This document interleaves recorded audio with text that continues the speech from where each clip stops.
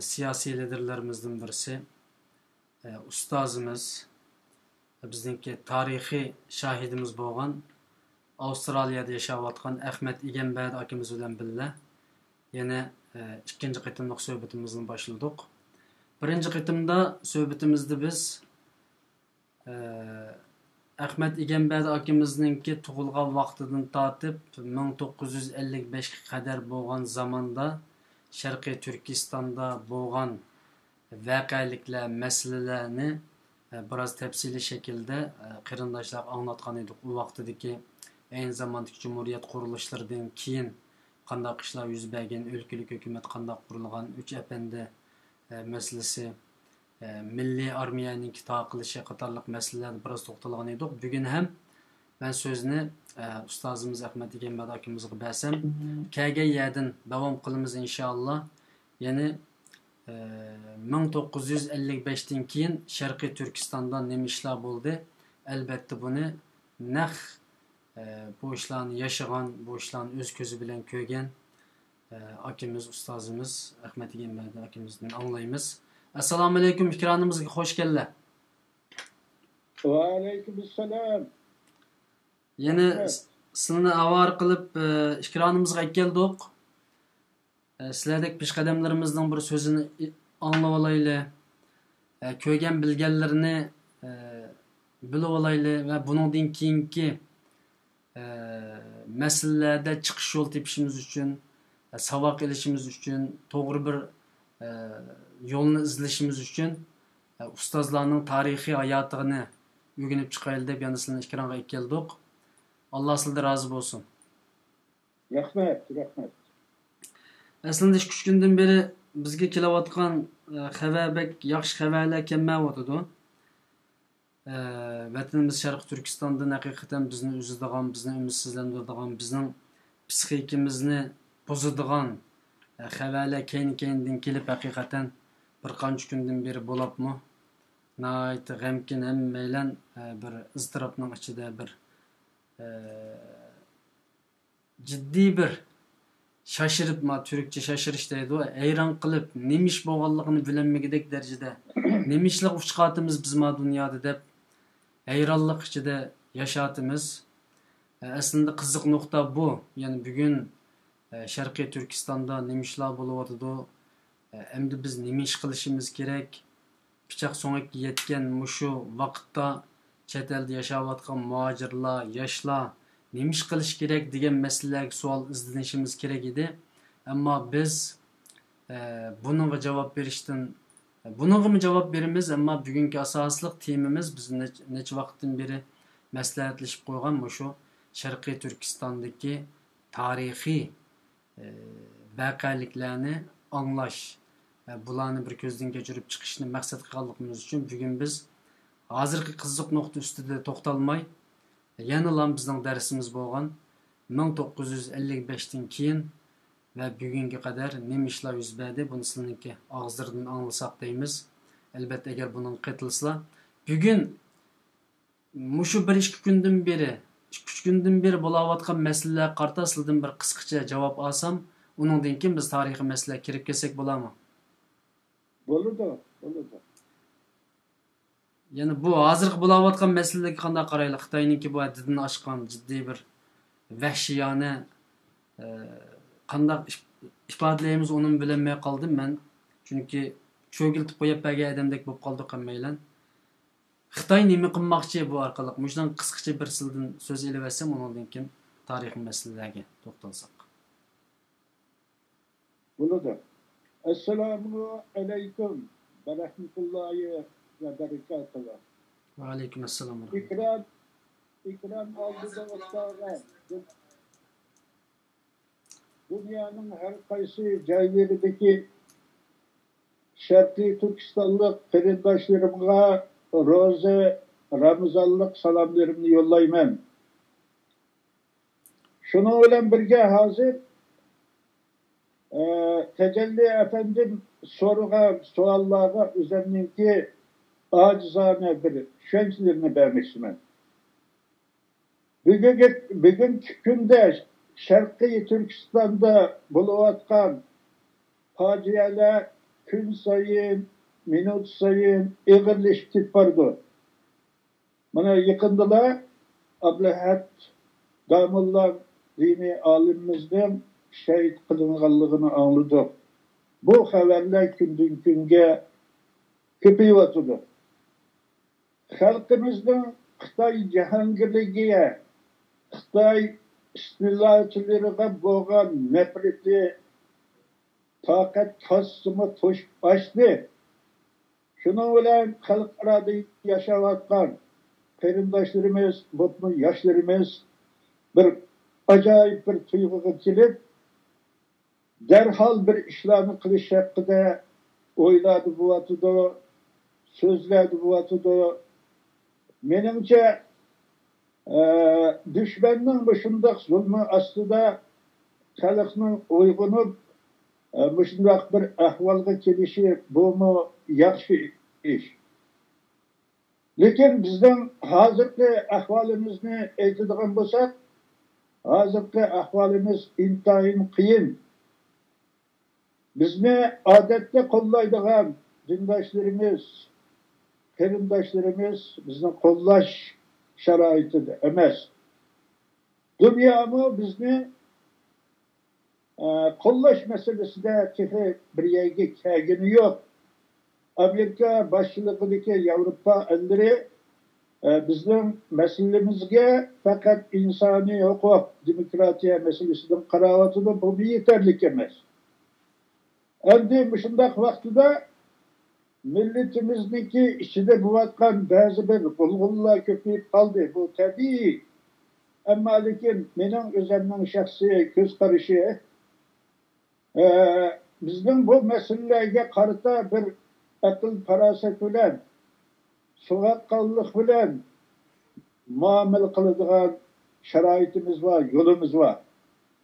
Şunun için aldırap saldırap bazı meselelerde belki yengilteklik kılışının hacı yok. En mühimi halk aradaki Şarkı Türkistan teşkilatlarının rehberleri aldı bilen bir yere gelip tügülgen müştek ittifaklaşıp öz ara bazı meselelerini hal kılış için tirişiş gerek. Şunun için ben halkımızdan hem şidam gayret bilen, sabır bilen hem ikinciden kulak kalmay, cesaret bilen, akıl bilen hareket kılışını tavsiye kılmam. Allah razı olsun. Rahmet. Hazır yani bir sualıga kısaca cevap alsam, neçe günden beri Facebook sahası olsun, YouTube veya ki WhatsApp toplarda ciddi bir Xitayga karşı, Xitayning bu zulmiga karşı en doğrusu. Xitayning zulmiga karşı bir tedbir kullansak bo'ladi. Biz endi pichoq so'ngak yetdi. Biz çokum bir tedbir qilishimiz kerak edi. Başlıklar, liderlar, teşkilatlar, sizler nemiş kılıvatsızlar, uxlatamsızlar degandek mana shunday tanqidiy so'zlar orqali resmen xalqimizning ochchig'i keldi. Resmen xalqimiz jiddiy bir harakat qo'llansak bo'ldi deb buni qiziq bir tashviqot bo'layotidi. Bo'libmi qurolliq bir ish qilsak bo'ladi. Bu namoyish, bu siyosiy faoliyat bilan biz qachongacha bir yerga kelinmaydik degan mush fikrlar bo'ladi. Bu qurolliq masala qarta, siyosiy faoliyat masalasi qarta qisqacha bir sizning ko'z qarashlaringizni baqay. Endi bu meseleге qarta mening o'zimniki ko'z qarashi haqiqatan hozirgi zulm Sharqiy Turkiston xalqini qanday qilib bo'lmasin bir qurolliq kurashga Xitoyning o'zi haydayotidi. Endi bu meselede bizning sharoitimiz qanchalik? Qanchalik qurol olib qayerlarda nimalar qila olamiz? Bu meseleler bir aldığımızdaki kıyım meselelerinin birisi. Endi bizim Şarkı Türkistan meselesi Xitay istilasındaki bu ahval hagizmi demokratiya, insan hakları bilen hal bulunduğun meselemiz. 70 yıllığı biz komünist Xitay bilen mi yaşap gördük? Hoş. Komünist Xitay 50. yıllarda Wang Jin qonxo'r general Sharqi Turkistonga kirgan chog'da Sharqi Turkiston xalqini qirib tugatishni planlagan. Lekin endi shu vaqtdagi sharoitlar tufayli u narsani keyingi kunlarga qoldirdi. Bugun mana bu shu masala ro'yobga chiqib amalga oshyapti. Endi shundoq bir vaqtida eng muhimi memleket ichidagi xalqimiz bir ish qilish imkoniyatiga ega emas. Bu Sharqiy Turkiston da'vosiningki ig'il yuki xalqarada yashayotgan Sharqiy Turkiston tashkilotlariga Sharqiy Turkistonliklarning zimmasiga tushyapti. Shuning uchun oldi bilan boshqa gaplarni qilishdan burun eng oldi bilan Sharqiy Turkiston tashkilotlari muntazam bir holatga kelish kerak. Tashkilotlar birlashish kerak, bir maqsadni nishon qilish kerak, bir maqsadni nishon qilib harakat planlarini tuzash kerak. Endi qurollanish masalasi oson gap emas. Bunga ba'zi kerak, boshqa narsalar kerak. Shuning uchun Sharqiy Turkiston davosini men quruq so'z bilan hal bo'ldi desam, men unga ishonmayman. Eng oxirida bizning yo'limiz yana shu qurolli kurash. Faqat bir narsa, eng oldi bilan o'zimizni mustahkamlaylik, o'zimiz ittifoqlashaylik.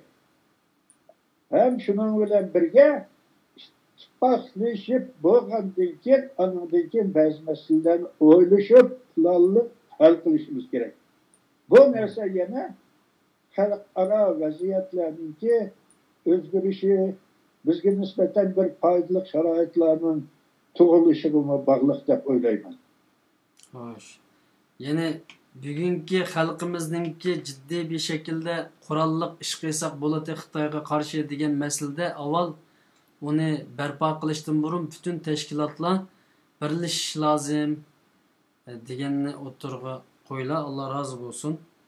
İnşallah yaqin bir zamanda tashkilotlar birligininki qurilib, bütün tashkilotlarninki bir yerga keldiganligiga men ishonaman. Chunki endi kammisimi bo'lmaydi, liderlar, siyosiy yo'llar, tashkilot rahbarlari endi qattiq o'ylanadigan, amalga oshiradigan bir yerga keldi. Biz endi temamizni qaytib kelsak bo'ladimi? Mayli. Ahmet Hacım aka. Ya'ni qilayli, shu temamizga qaytaylik. Xo'sh. Aslında qalbimiz bek üzüntü ichida hozir. Shundaq kayfiyatimiz yaxshi emas. Shunda bo'lsa-mu biz endi chaponni siliblar, biz endi sarang bo'lib olib bo'lmaydi. Biz buni chiqish yo'lini tepishimiz kerak. Chiqish yo'lini tepish uchun tarixga qarash kerak. Tarixda nima yashadik, qandaq tajriba lozim bizga, qandaq saboq olamiz degandek masalada. O'tgan qitim 1955 kelib to'xtagandik.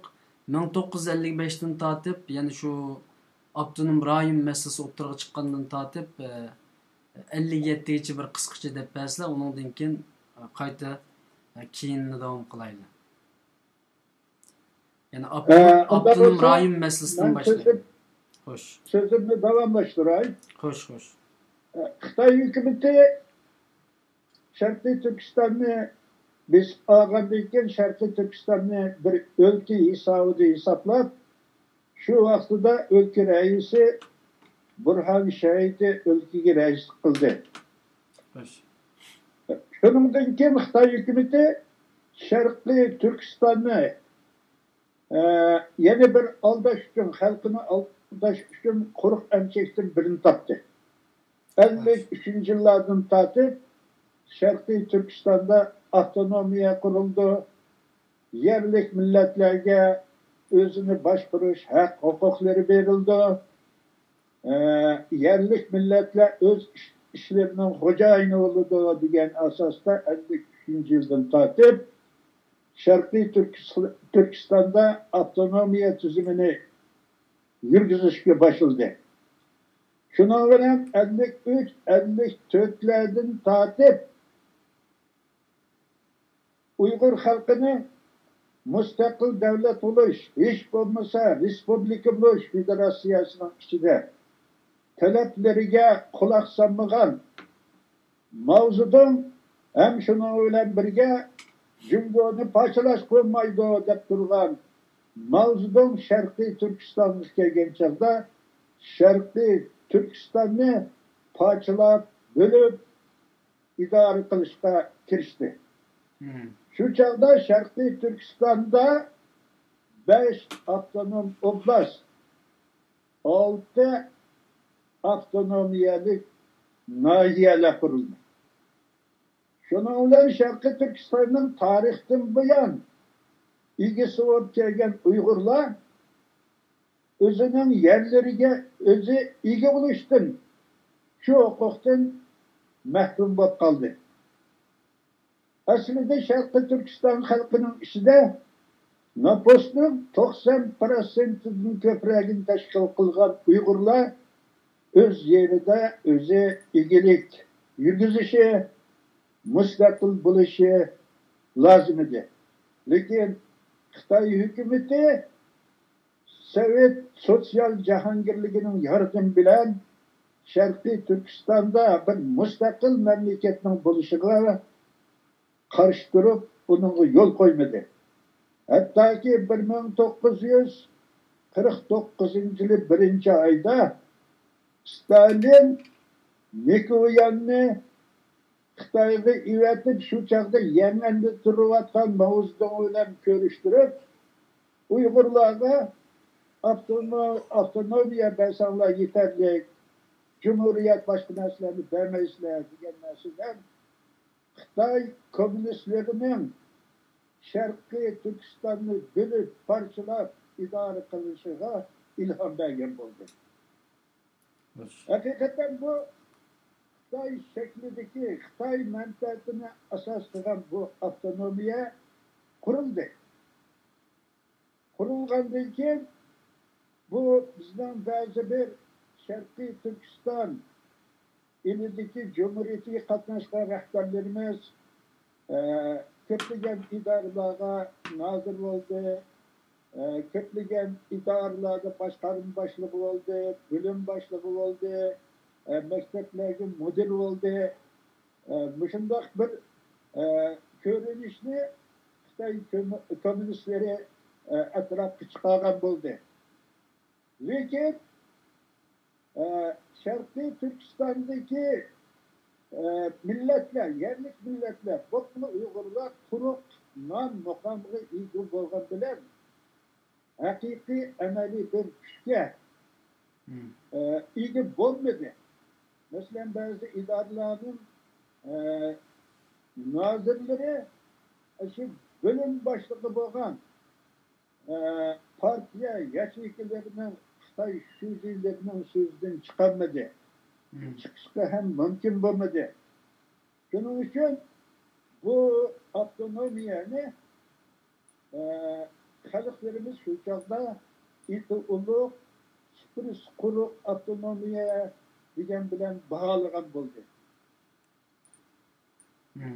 Şu sebeplerle Şarkı Türkistan halkının yana azatlıkka, müstakillikka boğan arzu armanları 20 yılda toktap kalgan buldu. Bu yerde şunu aytiş gerek, yeni gelip bu Xitay komünistlerinin bergen Şarkı Türkistan'a bergen avtonomiyas kurulgan gününü Xitay Halk Cumhuriyeti'nin kurulgan 1. Oktyabr günüge toğruldu. Endi Bagdad kılışının özlerine çok bir suikası vardı. Keyinki vaxtlarda 1. yılları benim isimde devlet atalmış devlet bayramı bilen avtonomiya gününe tebrikleyen birer hatalık tebrikleyen isimdi var. Keyinki vaxtlarda bu devlet atalmış devlet bayramı degen söz bilen bu avtonomiyani tebrikleş, avtonomiya gününü hatırlaşmışları yok çıktı. Bunda aytgan çağda avtonomiya degen söz Şarkı Türkistan'daki bu yine kağıt yüzündeki avtonomiya buldu. Endi bu meselede şu çağdaki milli rehberler bir hareket kılmadı mı degan savol chiqishi mumkin. Bizning rahbarlarimiz 1953 bahar vaqtlarida atalmış Şinjan harbiy rayonining harbiy klubida yig'in bo'lgan. Shu çağda milli rahbarlarimiz Van Mao boshchiligidagi Xitoy rahbarlar qatnashib, vatanning nomini qanday qo'yish kerak degan masalani qo'ygan chog'da milliy rahbarlarimiz bizning tariximizda, bizning vatanimizda Sharqiy Turkiston deb atagan ikki qatimliq Cumhuriyetimiz yana shu Sharqiy Turkiston degan ulug' nom bilan ataldi. Shuning uchun Sharqiy Turkiston deb atsak degani bularning so'zlariga Van Mao boshchiligida hem Beijing'deki Mao'nun başçılığındaki Cihangir imsinde bunu yol koymadı. Hatta ki Aşık Vahidi'nin ki vatanının namba deydiğen bir kitap var, makalesi var. Bu makalede şu ahvallarını tefsirli tasvirleydi. Hatta ki Uyguristan kuyuş meselesi kelgen çağdımı başta köpçülük şunun koşuldu milli rehberler, başkalar. Ama lakin Van Mao başçılıkındaki Şarkı Türkistan'daki Xitoy mustamlikçileri yana vaqtni orqaga so'zib Mao bilan hamkorlashib, maslahatlashib en oxiri Şinjan avtonom rayoni qurmoqchi bo'ldi. Lekin Seyfettin Aziz'i şu vaqtida qanday olmasin Uyg'ur nomini qo'shmasak bo'lmaydi degandan keyin oxiri ilojisiz Mao'dan Şinjan Uyg'ur avtonom rayoni degan nomga qo'shilib mustamlikchilar tarafidan yana peshonamizga Şinjan degan la'nati ism bisilib qoldi. Umuman avtonomiyaniki ahvoli shundoq bo'lib oxirlashgan bo'ldi. Ammo lekin shu davrlarni bir aytgancha ba'zi masalalarni aytish kerak.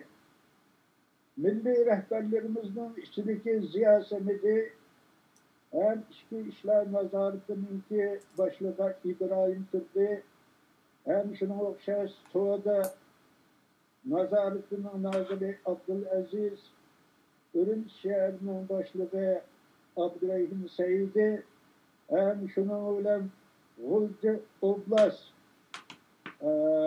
hükümetinin Ma'lum Oblast başlığı Abdurrahim qatorli milletimizning serkerdilari qo'lidan kelgan ishlarni qildi.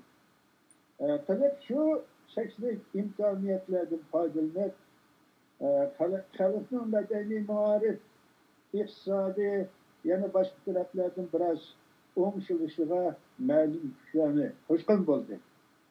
Mening ismda Ziyo Samidi bu masalaga kelgan chog'da shu chog'dagi nozirlarimizning ichida tili zo'r ishlarni qilgan odamlarning biri deb hisoblayman Ziyo Samidini. 1954 yılı isimli turdu Akkuvuk'un yeniga bir alayeten zor kuruluş etmedi. Bu kuruluş Şarkı Türkistan tarihinde etken çağdan çok bir kuruluş oldu. Uygurların tiyatro meydana geldi. Bu tiyatronun kuruluşu Uygur klasik binakarlık şeklinde oldu. Binanın nayet zor, çok fakirap durduğun kubbesi oldu. Binanın ki onun tarafında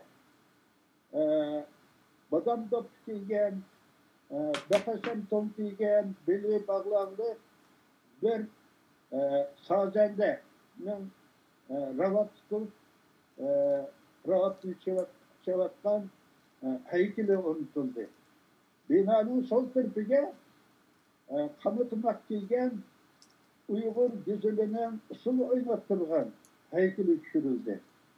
Endi muşularning hammasi munda aytgan chog'da bizningki madaniyat hayotimizda ko'rilgan bir yaxshi misollarning biri deb qarayman. Siz deyotgan ya hozirgi Xantangri masjidining udildagi ittifoq teatr degan shumi? Shu ittifoq teatr emas. Aha. Bu teatr. Ha. Teatr. Ha, teatrxona. Bu Ama bu siz degan heykelni men bu ko'rganda qilmi yaqinqi zamongacha botug'i deymi bu Urumchida. Bunun ahvolini endi ozroqla deb ketay. Medeniyet inqilobi boshlangan 1966 yilları 64 yılı başlandı bu mehnat inqilobi. To'rt konuga qarshi turishda bizning Sharqiy Turkistonimizda masjidlar chiqildi, masjidlar egilxonaga aylandi, maktablar kazarmalarga aylandi. Bundaq aytgan chog'da millatninki ziyolilarining hammasi to'rt kona hisobiga kirib jin shayton deb ataldi. Şu devirde hattaki muşu Ziya Semedi kurgan muşu kulakның özü to'rt konunun birisi bulup şu iki heykelini yıktı. Onun boynularına zincirlerini isip koçularda söyleyip saza yıkılan oldu. Ama o çağda Ziya Efendi Almatı'da vasfiyemdi. Bunda ayıtlanacakta şu devirlerinin özüdüler Xitay faşist, şovinist hükümetininki Uygur halkına təsligen planları şu çağda görüngen. Ama lekin halkının koltuğu bağlangan düşünmek bir şaraitte halkımız ilacısız bazı işlerden mecburlandı. Endi ikinci bir mesele Ziya Efendi şu eğer devirlerdi mi yine Şarkı Türkistan'daki tarihte keçilip durgan şair, yazgıcı, ediplerinin beşine bir yere ekilip nihayeti çoğun kurultay açtı. Benim isimde 1957 yılı bahar ayında aşı özünün teşebbüskarlığı hem özünün kuruluşlara rehberlik kılışı bilen bina gelgen halk tiyatroda atalmış Şinjan Uygur Abnum rayonunun yazgıcılar kurultayı çağırılgan oldu. Bu yazgıcılar kurultayına bizden kona işleden ediplerimiz, şairlerimiz, yazgıcılarımız katlaştı. Yeni bir taraftan Sovet İttifakı'nın Orta Asya'daki Özbekistan, Kazakistan, Kırgızistan, Tacikistan, Türkmenistanlardan Allah'a ait yazgıcı vekillerini çağırıp bu kurultayını halk aralık seviyeye getirgen oldu. Ziya Efendi'nin bu çıkan işleri hiç kaçan tarihten düşmeydi. Hazırma şu Uygur tiyatrı yeni Urumchi'de var. Bunda aytgan çağda bizim ziyolilerimizden içinde aşı çeklik imkaniyetlerden fazlanıp yaxşı iş kılagan adamlar buldu. Endi yeni bir nesne aytay Ziya Efendi medeniyet nazaretinin nazırı bulup turgan vaxtlarda iki katalık Sovet Orta Asya'ya ziyaret ümeklerini ivetti. Şu ziyaret ümeklerinin biri de Ziya Efendi rehberlik kılıp bu ziyaret ümidi Taşkent'te, Almatı'da, şunun ile birlikte Bişkek'te, Gülşen'de, Aşkabatlar'da çok özü ekskursiyelerini kılıp şu yerdeki Garbi Türkistan'daki kırımdaşlarımız ile doğan tarihi, medeni ve başka münasebetlerimizde eksik keltiriş için zor rollarni o'ynagan bo'ldi. 1956 yılı Ziya Efendiler bilen şu delegasya karınıgıda bo'lgan 57 yılı Sovet İttifakı'na o'qishga birga chiqqan mening saboqdoshlarimdan Shir Ali Hashimoji deydigan bir shoirimiz hem kompozitorimiz var. Bunun şu devirlerde aytgan so'ziga 57 yildagi saboqdosh bo'lgan vaqtlarimizda san'at emekçi dostları bilen Toshkentda o'zi o'yin qo'ydi ekan. O'yin qo'ygan vaqtida Paşa İşan bilen bu Şirali Hashimoji bir kechada alaydan terbi qilib sevinib keldim degan naqshini muzikasini yozgan ekan. Shu naqshini aytgan chog'da Toshkentdagi eng cho'ng teatrxona bo'lgan Navoiy teatrida bo'lgan shu san'at kechiligida nihoyat zo'r guldiras olqishlar bilan bu sevinib keldim degan naqshini o'zbek xalqi kutib olgan. Bunda aytgan chog'da shu davrlarda sharoitning bergan oz to'la imkoniyatlari bilan masalan Moskvadan Tursun Rahimov degan Uyg'ur kishining boshlig'ida Sharqiy Turkistonga ko'pligan O'zbekistondan, Qozog'istondan, Qirg'izistondan va boshqa yerlardan bir qism ziyolilar mutaxassislar kelib Sharqiy Turkistonniki neft, arxeologiya, yana boshqa madaniy muarif va boshqa o'rinlarda bir mezgil ishlagan bo'ldi. Endi qanday bo'lmasin, bu narsa cheklik kommunist Xitoy rahbarlik qilayotgan Sharqiy Turkistonda ilib berilgan bo'lsa-mu, millatimizningki tarixiy munosabatlarni G'arbiy Turkistondagi qarindoshlarimiz bilan birga saqlab qilishlarda, boshqa ishlarda milliy ruhlar tarafidan ketgan chog'da nihoyat cho'ng rollarni o'ynagan bo'ldi. Yani şu vaqtida hesapta mening kallamga hozir ikki savol kelyapti. Birisi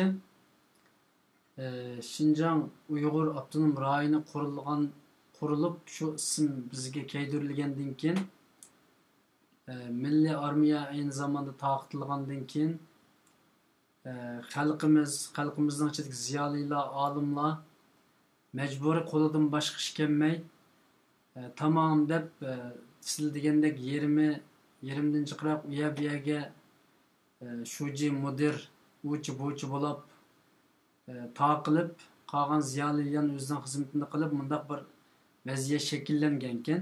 Demak shu vaqtida asosan shu qurolliq inqilob bo'lsin yoki Xitoyga qarshi inqilob asosi bu 1955dan keyin faqat to'xtadimi shu vaqtida? Men endi shuni aytishim kerak. Xo'sh. 1955-yili avtonom rayon qurildi. Lekin Sharqiy Turkiston xalqining, Uyg'ur xalqining milliy ozodlik kurashlari bir kunmo to'xtab qolgani yo'q. Sharqiy Turkiston milliy armiyasining bir poliki Ulanbayda turdi shu vaqtida. Bu pol 1964 yilga qadar turdi. Qashqardami Mehmet İminov'un rehberliğindeki bir kısım koşullar Qashqarda turdi. Endi bu vaqtlarda qanday bo'lsin, Sharqiy Turkiston xalqining Xitoy mustamlikchilariga bo'lgan qarshiligi davomli Xotanda, Yakanda, Qashqarda, G'uljida, Qumulda va boshqa yerlarda davomli bo'lib turdi. Lekin Sovet İttifakı'nın 100% qo'llashiga ega bo'lgan Xitoy komünist bosqinchilari Sovet İttifakı'nınki qo'llashi bilen bu qo'zg'olonlarni hammasini bostirgan bo'ldi. Men demoqchimanki, Uyg'ur xalqi avtonomiya rayoni qurilgan davrlardimi, undan keyingi vaqtlardimi jim yotgani yo'q. O'zininki milliy mustaqillikka bo'lgan arzu armonlaridan voz kechgani yo'q.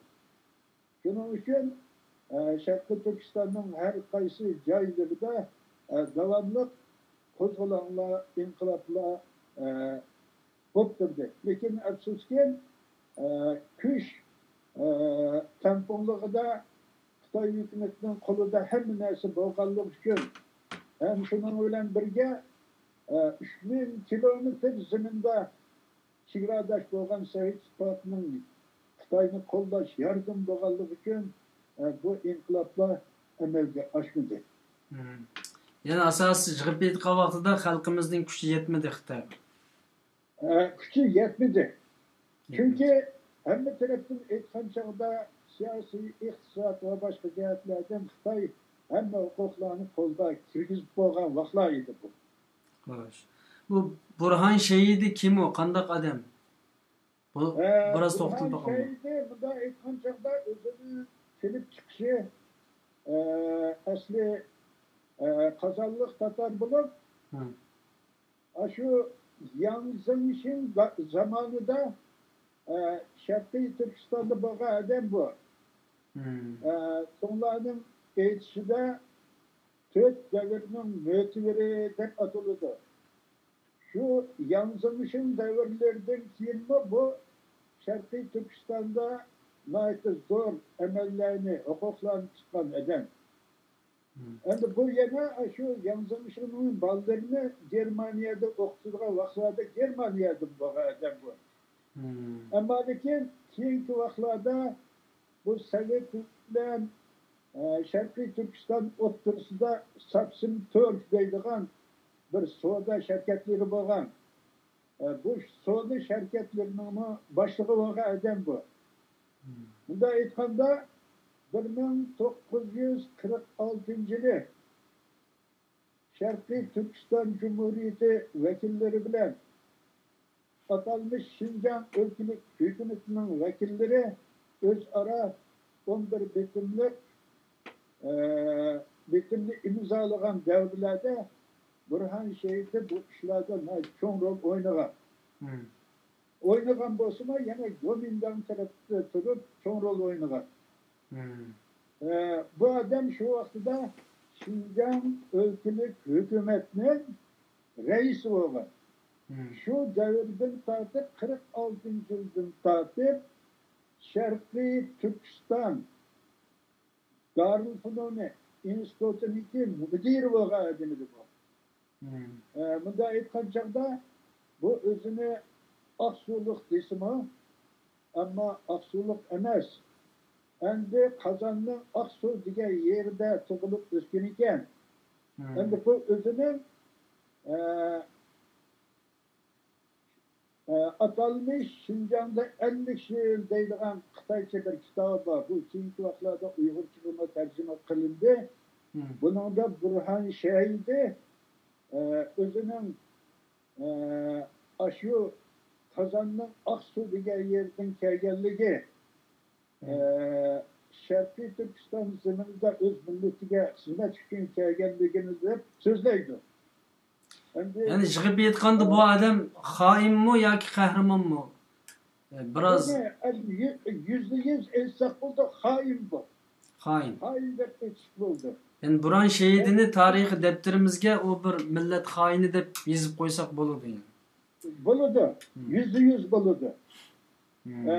Bu shunday qilib 1949-yili atalmış Şinjan'ın tinchlik bilan azod bo'lish masalasida ülke reisi bo'lgan Burhan Shahidi Sharqiy Turkistondagi Xitoy armiyasining generali tavsiyalarining taslim bo'lishi bilan Xitoy kommunistlariga Sharqiy Turkistonga atalmış Xitoy Xalq azodlik armiyasi kirgan bo'ldi. Bunda aytgan chog'da Sharqiy Turkistonni oltin tovoqqa silib degan konu hainlarning birisi desek bo'ldi. Buran şey edi. Buran şey. Rahmet, Allah razı olsun. Yani bundaq şəxslərimizni bölüp elişimiz nəhayət mühim.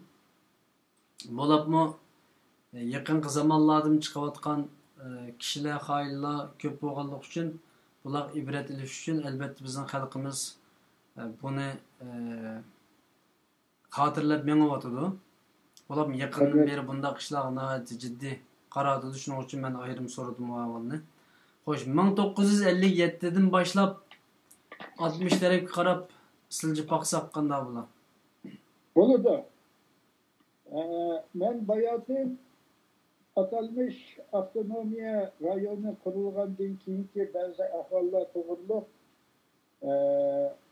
azroq so'zlab o'tdim. Xoş.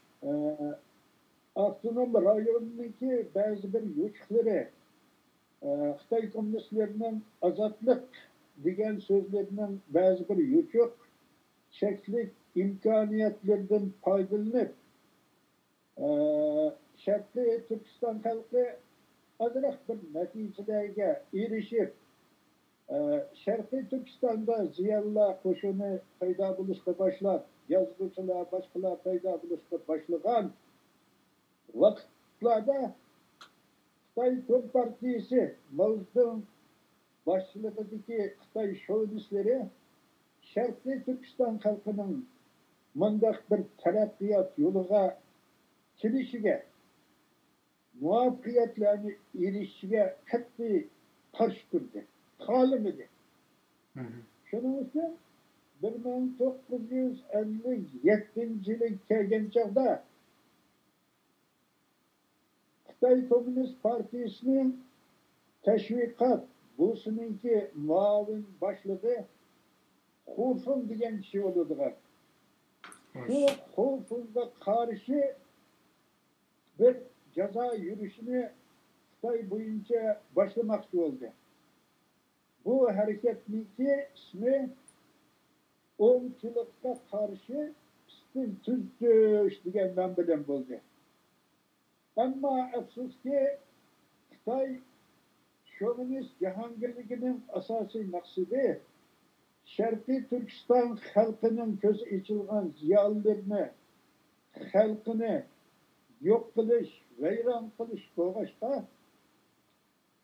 bu harakat Sharqiy Turkistonga kelgan chog'da yerlik millatchilikka qarshi turish nomi bilan o'ttirildi. 1957 yılı 2. ayının 28. günü diktatör Mao'nun xalq ichidagi ziddiyatlarni hal qilish to'g'risida degan kitobi e'lon qilindi. Shuningga ulabla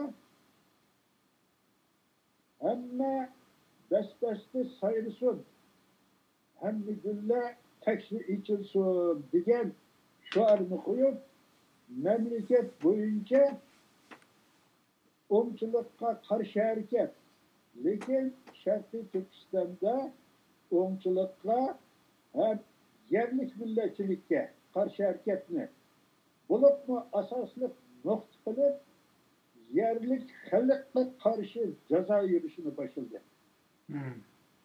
Bir tarafdan Xitoy kommunistlari xalqni aldab, Sharqiy Turkistonni aldab, o'zining chaqiriqlarida partiya hukumat ichida o'tgan xatolik, nuqson, kamchiliklar bo'lsa, fikr beringlar, talab qo'yinglar.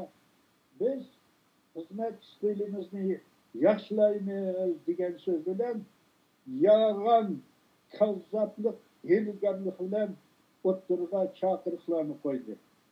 Hattoki xalq o'ttirsida Sharqiy Turkistonda Vanimov milliy kadrlarga chaqiriq qilib, partiya hukumatning xizmatlarida uchragan xatoliklar haqida fikr taklif berishga kishilarni chaqirdi.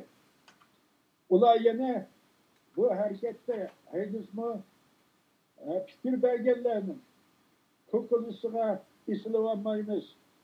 ulardan öç yanmaymiz degandek va'dalarni berdi. Şunun bilan dard hasrati, g'azab nafrati yuragiga to'lib turgan Sharqiy Turkiston xalqining milliy sarkardalardan bo'lgan Ziyo Samadi, İbrahim Turdi, Abdurrahim Saidi, şununla o'xshash ziyolilarimiz Xitoy hukumatininki avtonomiyani berib qo'yibmi, yana Xitoy şovinizmini yurgizayotganligini, hatto 1954 yildan boshlab Sharqiy Turkistonda Bintuan nomli Gomindag'ning qalduq askarlaridan tashkil topgan 100 minglagan jallod qo'shinlarini asosdan Xitoylarni asoslagan qo'lida quroli bor dehqonlardan tashkillangan qurilish armiyasi nomidagi bir organni maydonga keltirib chiqargan bo'ldi. Bu qonunsiz qurilgan bu Bintuan Sharqiy Turkistonninki Tangri tog'larining janubiy ham shimollaridagi eng munbat yerlarni, daryo bo'yidagi yaxshi unumli yerlarni, chorva rayonlarining o'zga yerlarini Bintuan o'z qo'liga ilib oldi.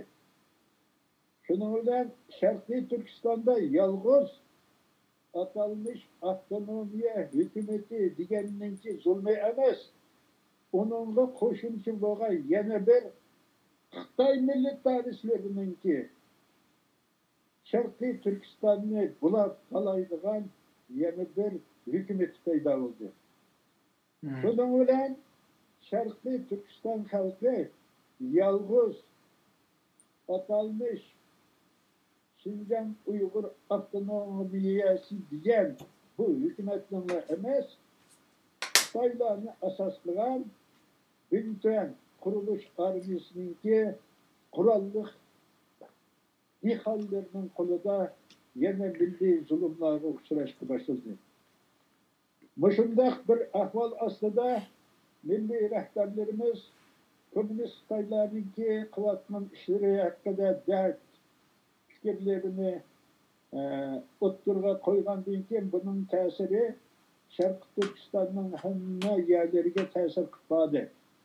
Xalq Xitoy kommunistlarining 1949-yildan keyin yana mushu 55-yili atalmış avtonomiya qurilgandan keyin Sharqiy Turkiston xalqiga sog'an zulm sitamlari, qirg'an zo'rliq zo'mbuliqlari ustida bu yerlarda nəhayət jiq o'zi fikir talablar bo'ldi. Buning ta'siri endi men o'qiyotgan Sharqiy Turkiston Darulfununi keyingi vaqtida Sharqiy Turkiston instituti deb ataldi 50-yillardan boshlab. Keyingi bo'lsa bu 55-yili Sharqiy Turkiston institutiga aylandi. Mushu maktabdimi mamlakat ichida bo'layotgan bu ishlarning aksi ta'siri yuz berib, o'quvchilar ichida tarixdan buyon Urumchida inqilobchi yoshlarimizniki bulug'i bo'lgan bu atalmış Şinjan Darülfunun'da nəhayət çoğ g'ulg'ullar paydo bo'lishga boshladi. Xitoy hukumatidan norozi bo'lgan ahvollar paydo bo'lishga boshladi. Mushundaq bir fursatda 1957-yili 4-oylar vaqtida shu chog'dagi Şinjan Uyg'ur avtonom rayonininki raisi hem şunun bilan birga atalmış Şinjan Kompartiyasi siyosiy byurosining a'zolaridan birisi bo'lgan Sayfiddin Azizov kelib, Sharqiy Turkiston institutida o'quvchilardan fikr olmoqchi bo'ldi. Shu Darülfünun'un 3. qavatida kichkina bir zal bo'ladigan. Bu yerga o'quvchilarning vakili sifatida 80 o'quvchi yig'ildi. Bu yig'ilishning asosiy maqsadi shu chog'da biz anglag'animizda Sayfiddin Azizi Bejingga markazga bordi ekan. Shuning uchun o'quvchilar bilan ko'rishib, o'quvchilarning fikrini olmoqchi bo'libdi degan so'z bilan bo'ldi. Ben şu çağda Filadiyat Fakülteti birinci kursunun muallim bulduğum her bir sınıftan çıktığın okuvçunu bunun katlaştırmakçı bulduk. Mektepten buyruğu şuydu. Şunun ulan her çıktığı sınıftan çıktığın okuvçunu koştuk. 80 bala bu yığın katlaştı. Bu yığınınki şartı katır yazışı bulmaydı. Hem yığın ahvalını ma'lumot topishga og'ilib bo'lmaydi. Shunday bir sirliq yig'in bo'ldi. Bu yig'inga men o'zim belgilagan 2 o'quvchi bor edi.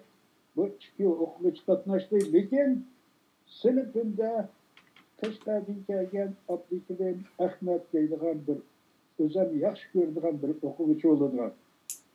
Endi bu o'quvchiniki shu vaqtlarda yozgan she'rlarida nati milliy ruh şu devirdeki hakimiyetke karşı narazılıkla bir şiirler ekildiler. Ama bu okuvçunun talant ikenligini, akıllık ikenligini bilettim. Hem yaxşı görettim şunun için bu yığınga ben Abdülkerim'le katlaştırmadım. Lekin Abdülkerim Ahmet kandak yollarıyla bu yığınga katlaşıp yığın cereyanında Sayfiddin Aziz'e nahayet cek fikirler verdi. Bu fikirlerinin içinde Sayfiddin Aziz'e bir vasıta 100 tarafına şunda depteki bizim fakültemiz Dil Edebiyat Fakültesi. Biz vatanda yaşavatımız elbette Dil Edebiyat Fakültesi bo'lgandan keyin bizga Uyg'ur tarihi, Uyg'ur edebiyatı hem şunun bilan birga O'rta Osiyodagi qarindoshlarımızdan edebiyatını o'tish kerak edi. Lekin bu narsalar yo'q. Yaqinda bizning fakultetni Jungo Til Edebiyatı Fakültesi deganga o'zgartdi. Bu qandaq avtonomiya bu? Biz o'zimizning tarixini, o'zimizning edebiyatini o'qiyolmasak bu qandaq bo'ldi deb fikr yuritdi. Belki şunundan keyin Sayfiddin Aziz turib, "Etim nima?" debdi Abdukarim Ahmad. "Sen qaysi sinfda o'qiysan? Sinf mas'ulin kim o?" degandeki "Voy Ahmad" deganlar. Shuni ulardan izohdi. Bu ishdan mening xabarim yo'q. Bir 2 kunda o'tgandan keyin bu ish mening qo'limga tushdi. Shu ahvolda ilmiy boshqarmadan meni chaqirib qoldi. Chaqirib qilib, senin Abdukarim Ahmad deydigan o'quvchini bormi dedi. Bor.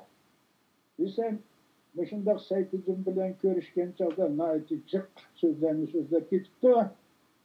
Endi bunda qaragan chog'da uning talabini bir tarafini to'g'ri.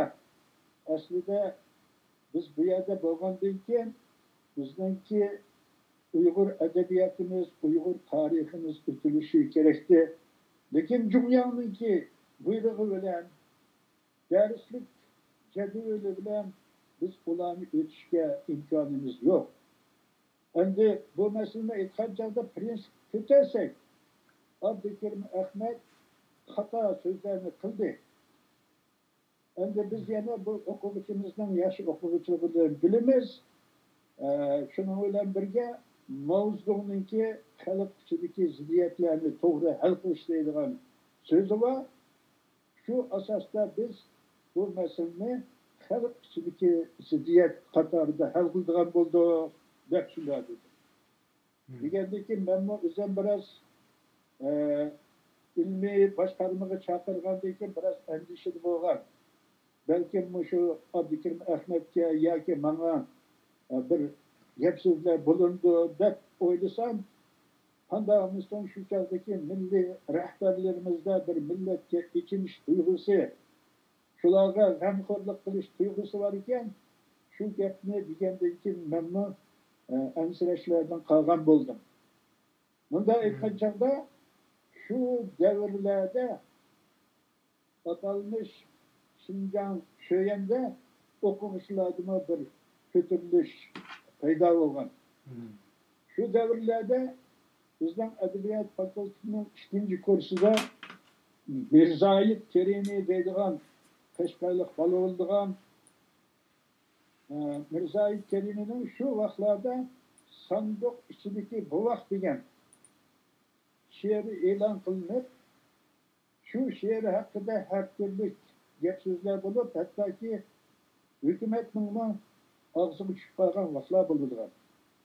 Keyin ben endi okuş sebebiyle 57. Ürümçi'den ayrıldım. Şarkı Türkistan'daki yerlik milletçilikке karşı hareketler başlanıp ölçüge aldığı vaktlarda ben okuşa çıkıp gidip kaldım.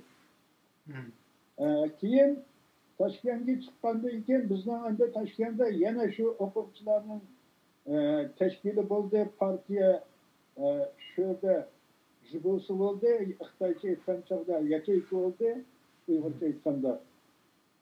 Şu yacheyka ham shunga o'xshash Jungo Komünistik Yoshlar İttifoqining yacheykasi bo'ldi. Endi shu davrlarda men 58.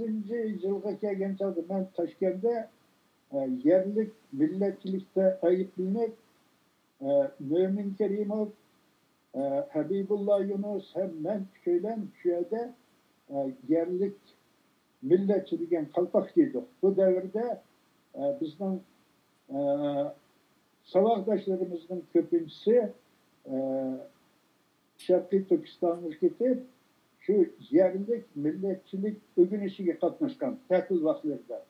Ama bu vaktlarda ben hem iki savaşdaşımın salametliği yakşı bulmaganlığı için biz etraflardaki kurultular gidip kaldık.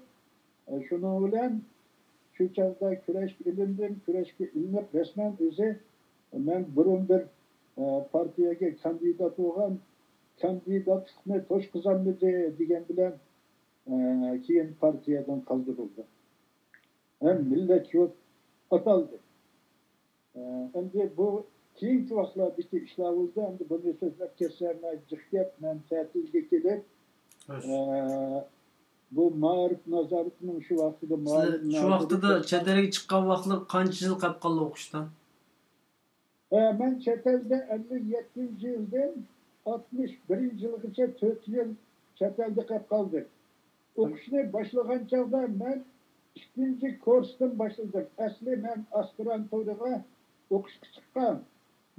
Lekin endi men aspiranturani qilmay adabiyotda aspirantura bor ekan, jurnalistika fakultetida marhum do'stimiz Dolqin Yasin bor edi, bir yil burun chiqib ketgan. Shuning bilan birga o'qayda men ikkinchi kursga chiqqan yilim birinchi ham ikkinchi kursdan imtihon berib ikkinchi kursdan boshlagan bo'ldim.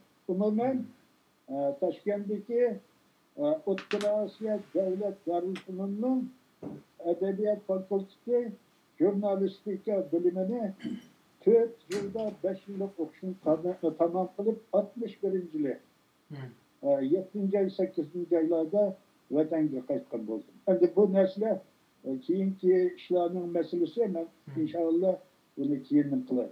Mening endi hozir demoqchi bo'lganim yerlik milletçilikka qarshi hareketlerinin bo'lganligidan ozroq bir misol bu. Endi Sharqiy Turkistonda bo'lib o'tgan milletçilikka qarshi harakat 1950-yillarda boshlangan pan-islamizm, pan-türkizm deganga o'xshash harakatlar aksir inqilobchi zo'migerlarga qarshi turish degan harakatlardan keyin ko'lami intayin cho'ng bo'lgan bu yerlik millatchilikka qarshi harakat bo'ldi.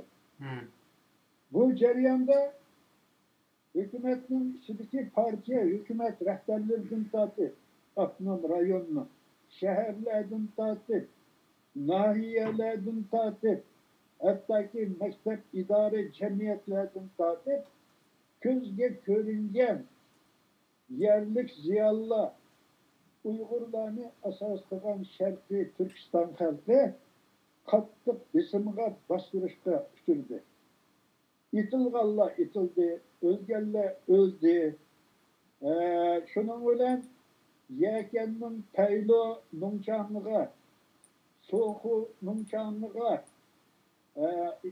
soğu nungçan bu karşı tarafta.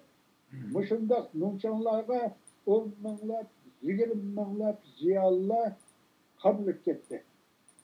Bunda etken çadak da hükümetin bugün Şerqi Türkistan'da ceza lagerleri atalmış kalçak terbiyeleş namı bilen, çıraylık namı bilen kurulgan bu ceza lagerler şu devirdeki emgek bilen özgertiş, lovgay değil, emgek bilen terbiyeleş, asası katlamına düşürülgen, kalpak giyilgen milletçiler ve şunun okşaşlarını oylaydigan bo'lsak, Xitoy hukumatining bugun qilayotgan bu siyosatları buningdan 50-60 yillar burunlar Sharqi Turkistonda boshlangan.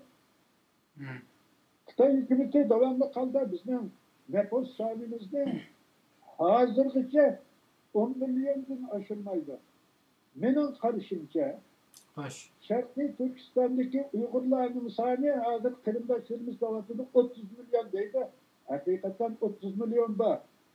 Xitoy hükümeti özünün hükümranlığını Şarkı Türkistan'a ekegendiğin keyin her minut, her saatte Uygurlarını yüzlep, minlap öldürüyorlar.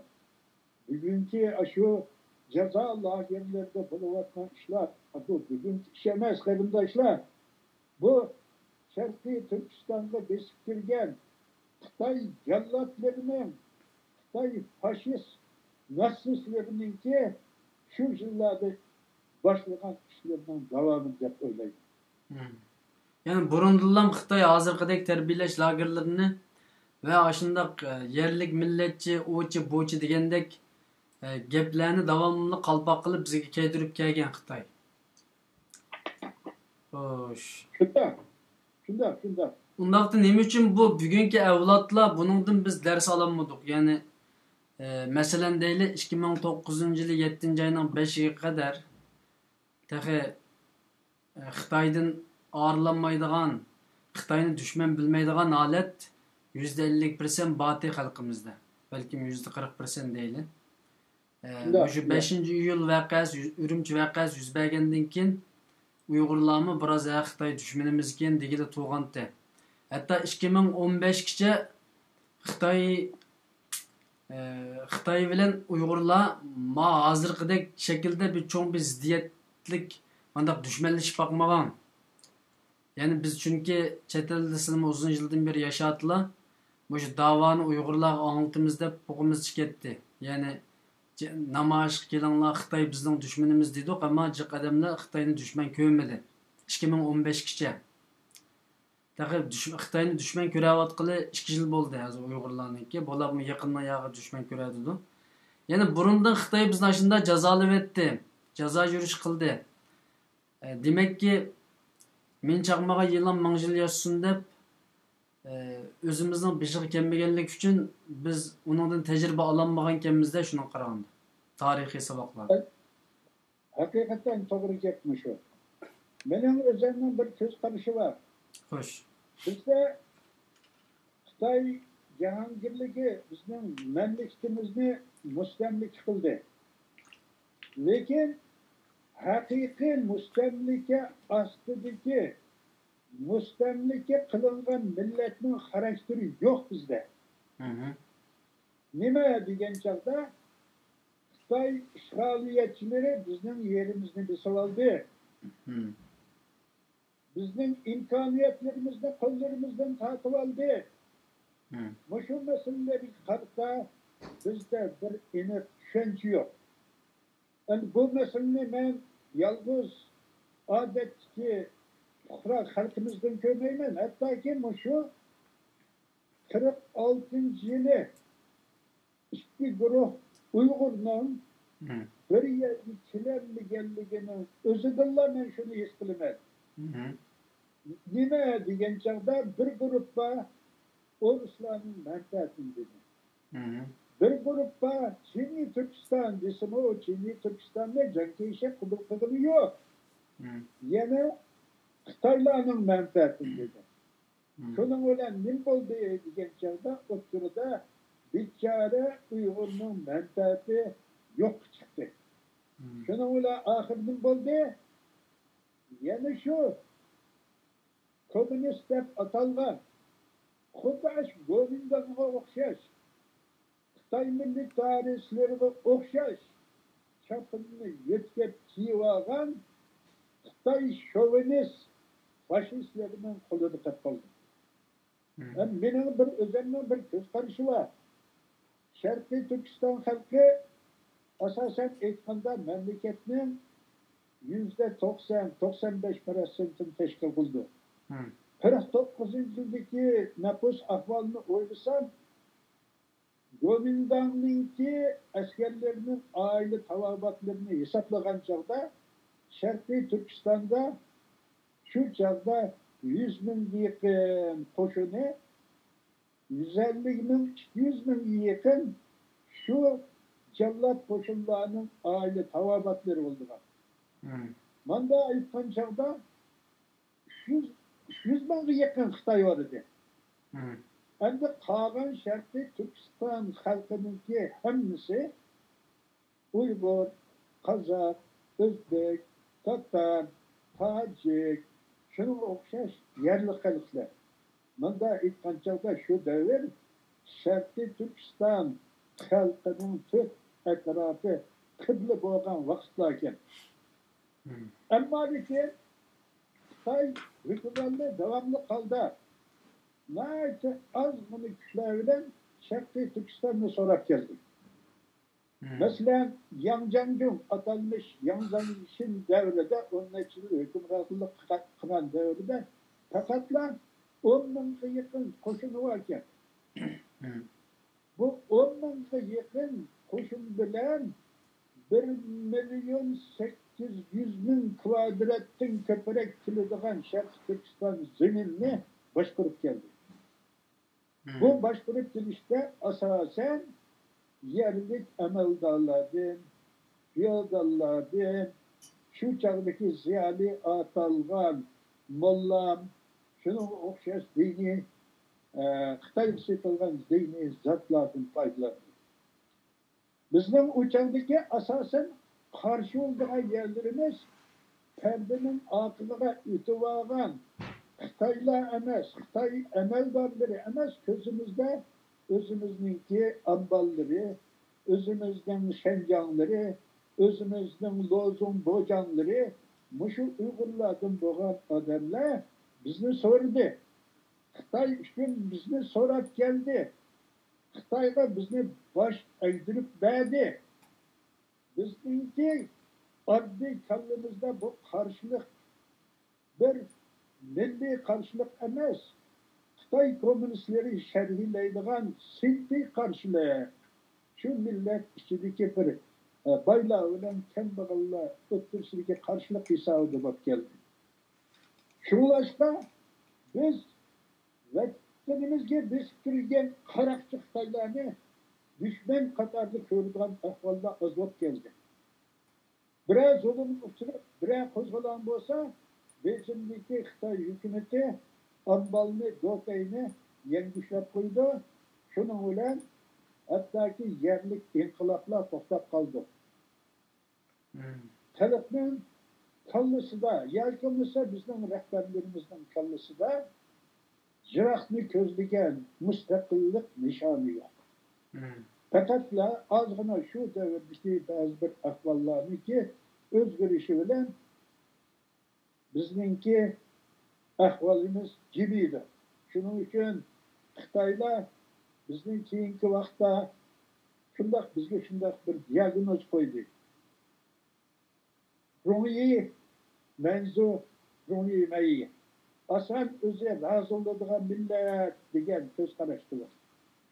Bunun asas sebebi ben şundan o'ylayman, bizning milliy rahbarlarimizdagi milliy mustaqillik tushunchasiki bo'lmasligi.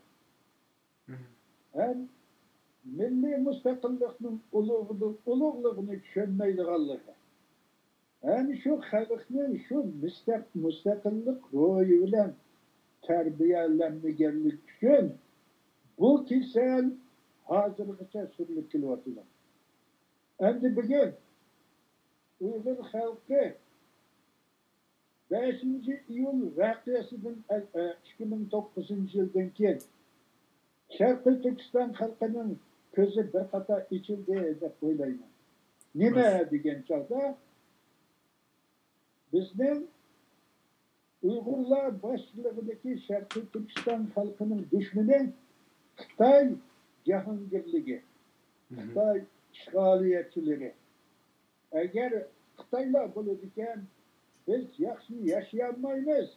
Hattoki milliy mavjudligimizni bo'lmaydi deydigan tushunchaga bir qism odamlar yetgan bo'ldi. Endi bugungi kunda mana hammamiz shiga motamda matem sırada yutuvatı kunlarımız.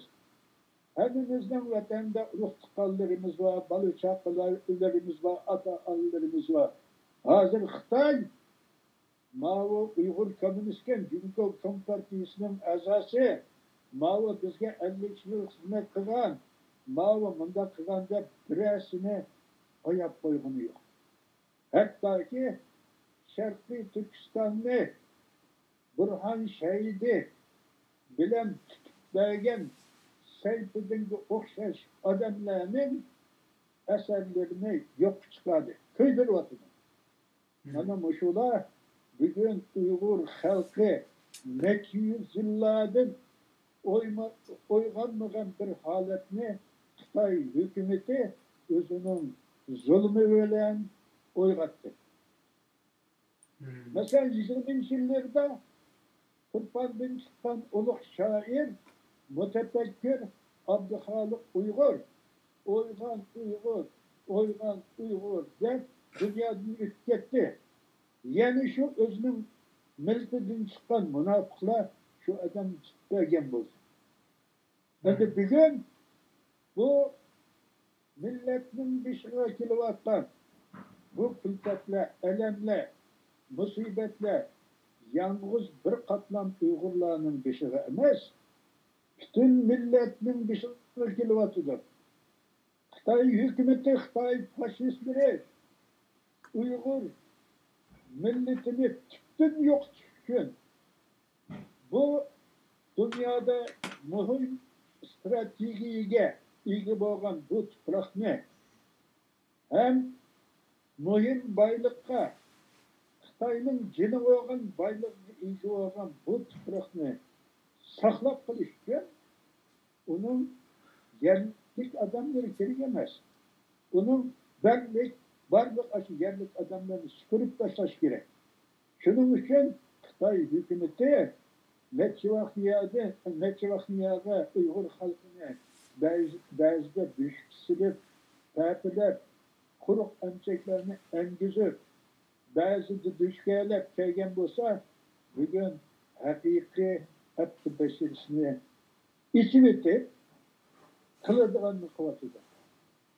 Bir vaqtlarda Uyg'urlar Qumulda o'zining bir qiziga Go'bindan askarlari qotillikqa olman deganlik uchun qo'zg'olon qilgandi.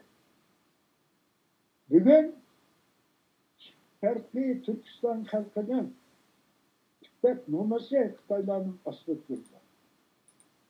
Sharqiy Turkistonning bütün boyligi Xitoylarning qo'lida turdi. Sharqiy Turkiston xalqi Allah nemet bergen fayansız kılıklarda bir iki kademli Xitayning ruhsiz mananmaydigan ahvol ekan. Endi bunday ahvolda Uyghur degan hayvon emas, inson bu. Başka adamlarda bo'lgan erkinlik talpinish, erkinlik arzusu, mustaqillik arzusu yo'qmi? Cho'qimda. Bunun için ben şunu o'ylayman, bugün bazı adamlar hozirmi uyqusin tig'i uyg'ong'ili yo'q. Ammo lekin bütün millet ayak turyotidi, ayak turish oldida. İnşallah hozir Facebook'larda, bu yerda chiqayotgan ba'zi bir gap so'zlar, qurolliq inqilob qilish, ba'zi bir jiddiy harakatlarni qilishni qadiki tashabbuslar bu bekor narsa emas. Xitoy zulminin göçtün ötüp, sürektin ötüp, ahirde Uyghur halkının ahirde nefesleri kalgan vaktida, endi bu sen insan bolsan tıpırlamsan, kaldak diyen nesini koydu. Hazır endi Uyghur halkı göz iç. Aldı da göz içili vatıdır inşallah. Benimki olsa bu işler müdahale etmeydi. Allah bizni bir insan, onun üstüge bir Müslüman kılıp yarattan, bizni Allah'ın bendisi, başka bendelerde boluşta tegişlik, erkinlik, müstakillik bizden buluş gerek. Bunu halkımız düşünüp yetiyordu. Şunun için inşallah ben devamlı meselelerine karagan çağda herkes ümitsiz karamayla, ümit karayla. Şunun için biz matem musibetlerge çönge vakitlerimizde özümüzü taşıvatmayla kılındaşlar. Bu karanlık tünün ahirette bir pardap atılgan tanrıları buludu. Biz oylamaya işler buludu. Biz oylamaya yardımla kandaşlarımızdan, dindaşlarımızdan kendimize yani başka yerden posok kudacak kaldığa işler buludu. Endi tayyaga hayya bo'ladigan ish yo'q. Dunyoning logikasi, mantiqisi undaq emas. Biz yana hozirdan boshlab oldimizdagi yaxshi yomon kunlar uchun qattiq tayyorlanishimiz kerak. Agar Uyg'ur xalqi hayotni izlaydigan bo'lsa, hozirdan tortib bir harakatlarni qilish kerak. Endi bu narsa herhalde bir aql bilan çare tedbirler bilen bunu yaxshi deb o'ylayman. Allah razı olsun.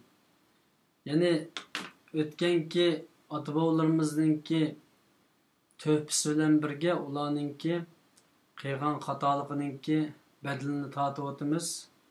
Töhfisining foydasini oldik, ammo tatgan qilgan xatolig'ining badalini to'lab o'tamiz. Shunaq.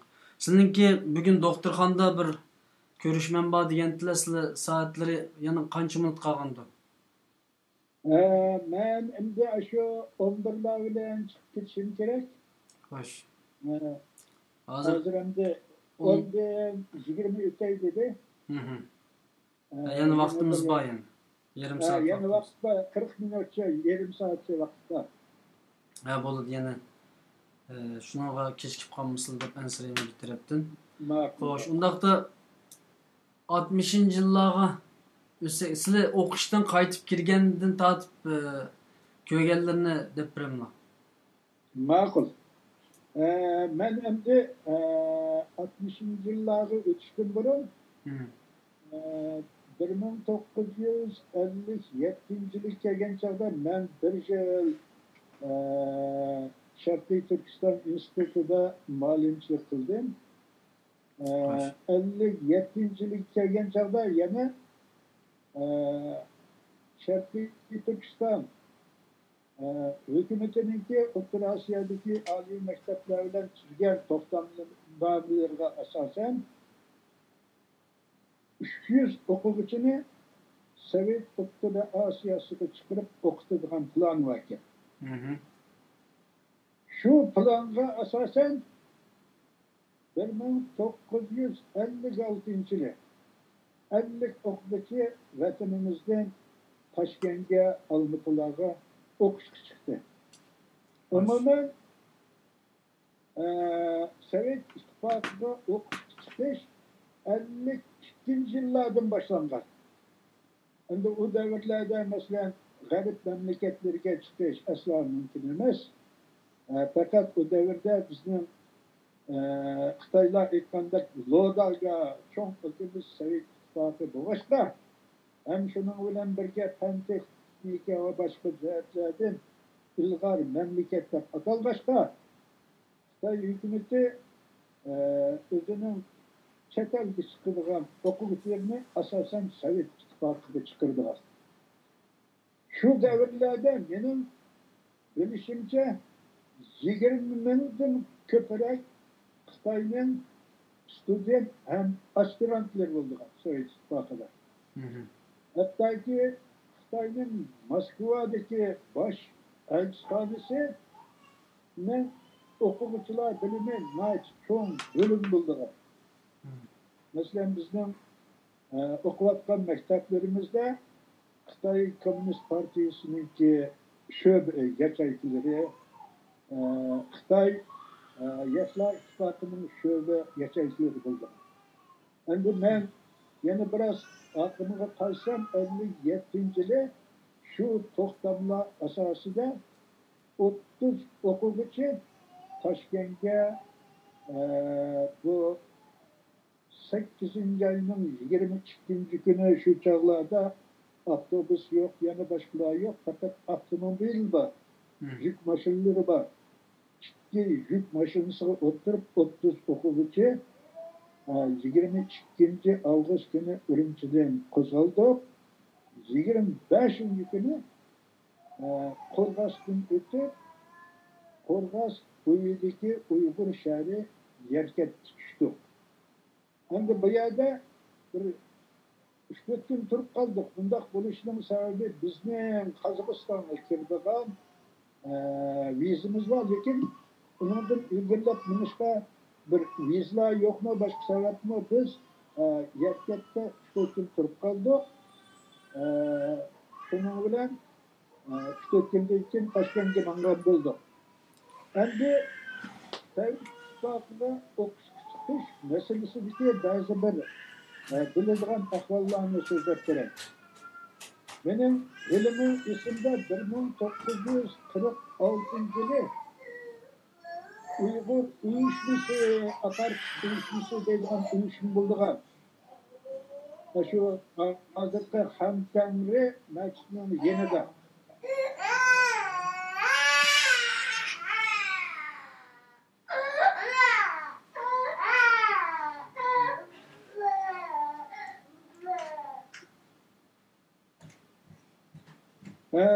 Şu uyuşma yenida şu Uygur uyuşması olduğu kandak sebeplerden de bir tanesi şu yerde adamlar şu uyuşmanın sağlığı yıkılış başında memleket kaptığını karışan Şarkı Türkistan Cumhuriyeti'ninki reisi Ahmetcan Kasım'ı Abdülkerim Abbas Okşaş rehberler sahnede yılın üstte hayallikti.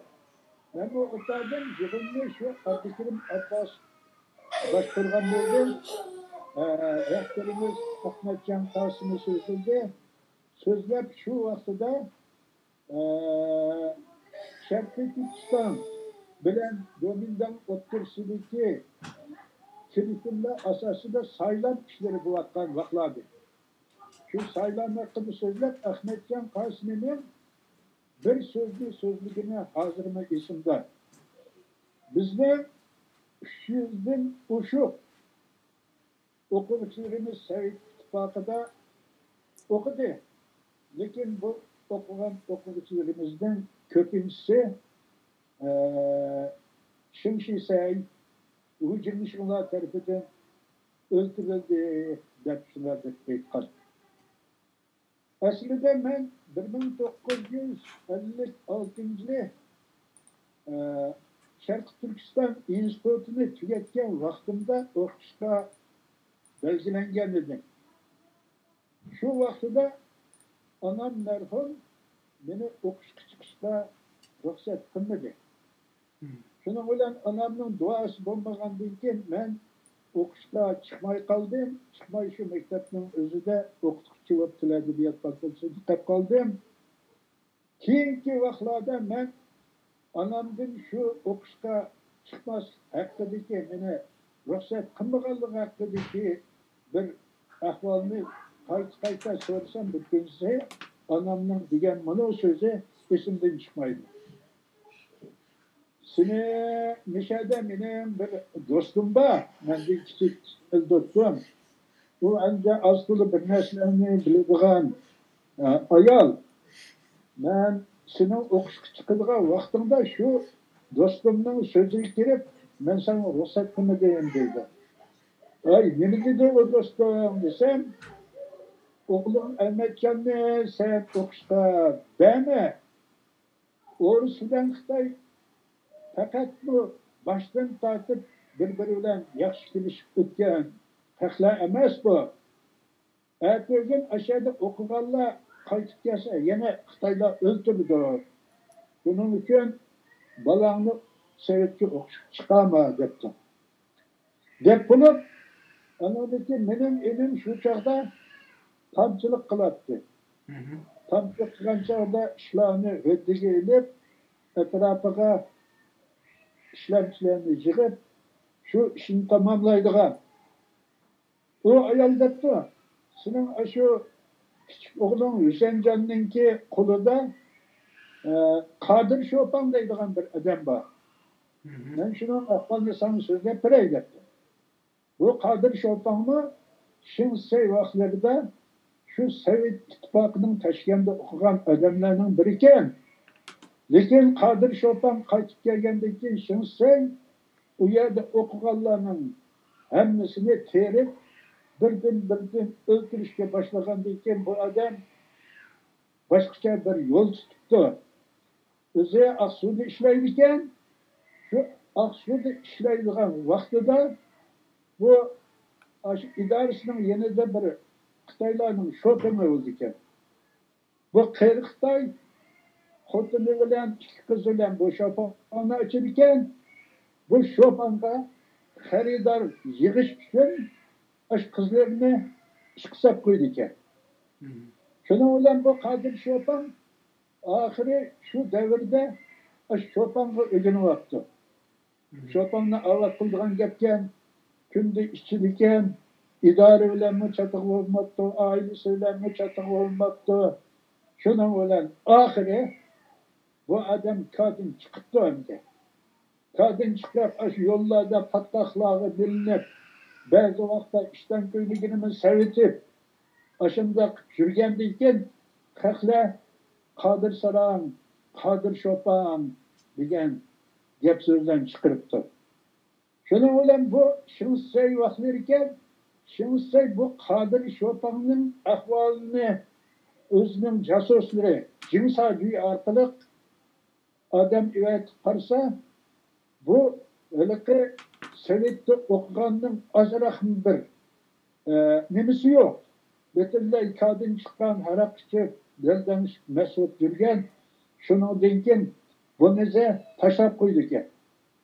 Yana bu Shinseyning jasuslari bu xursandlik qilyotdi deb, yana buni saqchilar akirib qiynab, undaq qilsa, yana shu ahvol turmadiki gundapaylarni zeriktirdi ekan.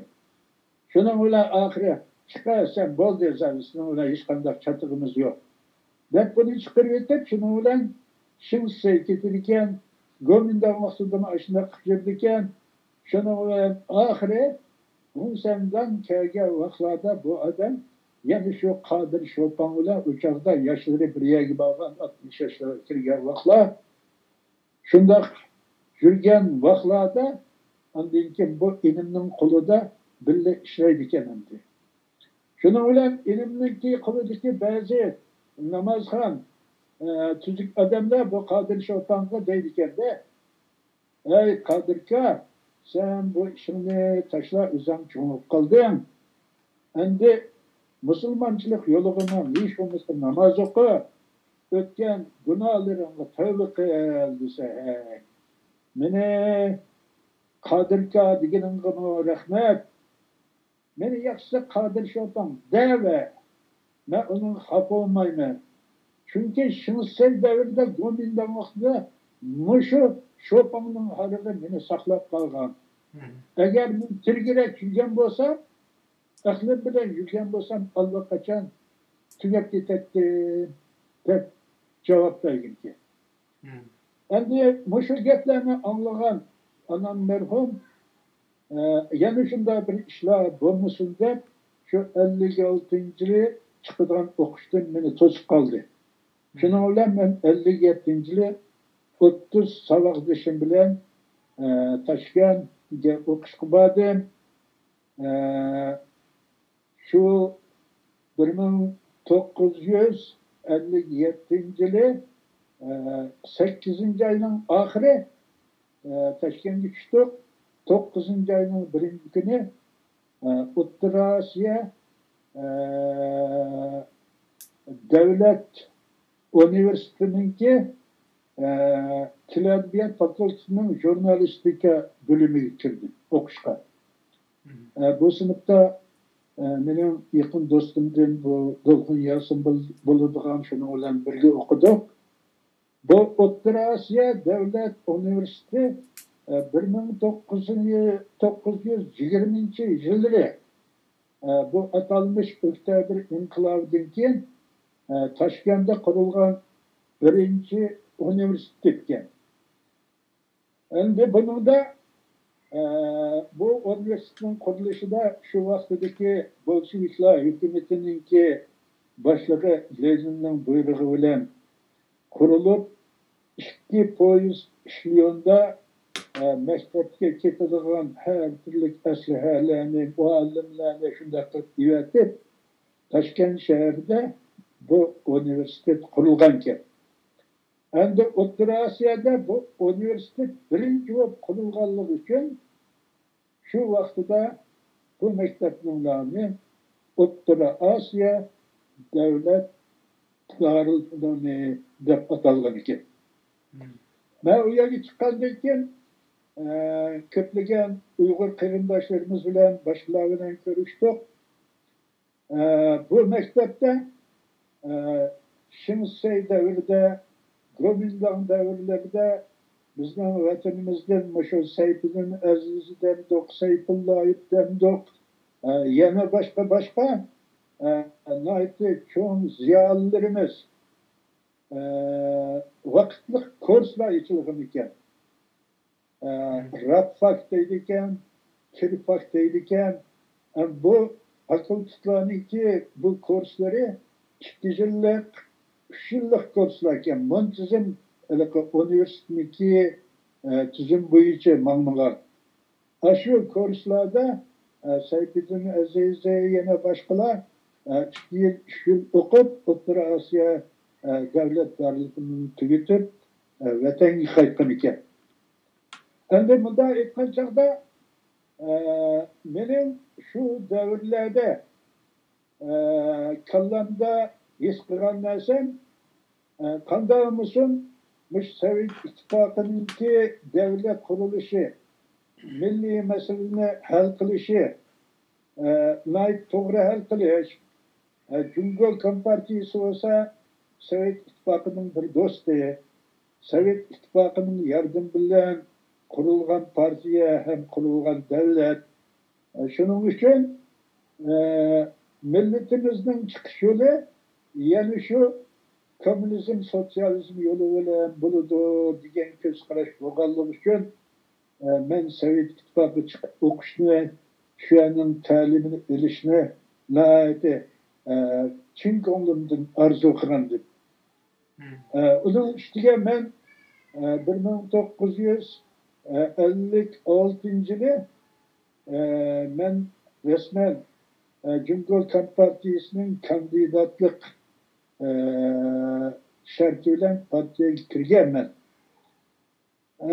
Endi Sovet ittifoqiga chiqqandan keyin ahvollarda mening etganimda cho'ng o'zgarishlar bo'ldi. Sovet ittifoqi bilan Xitoy Kommunistlar Partiyasining Sovet İttifaqı bilan Jungoning o'rtasidagi cho'ng tarixlarni his qilgan bo'ldim. Endi bu his qilishlarda men shuni aytishim kerak. 1953-54 yillardan boshlab bizning vatanimizdan Sovet İttifaqıning grajdanlari bo'lgan Uyg'ur, Qozoq, Tatar, O'zbek, shunga o'xshash millatlar O'rta Osiyoga ko'plab chiqib ketdi. Endi bu chiqib ketganlar oddiy dehqonlar emas.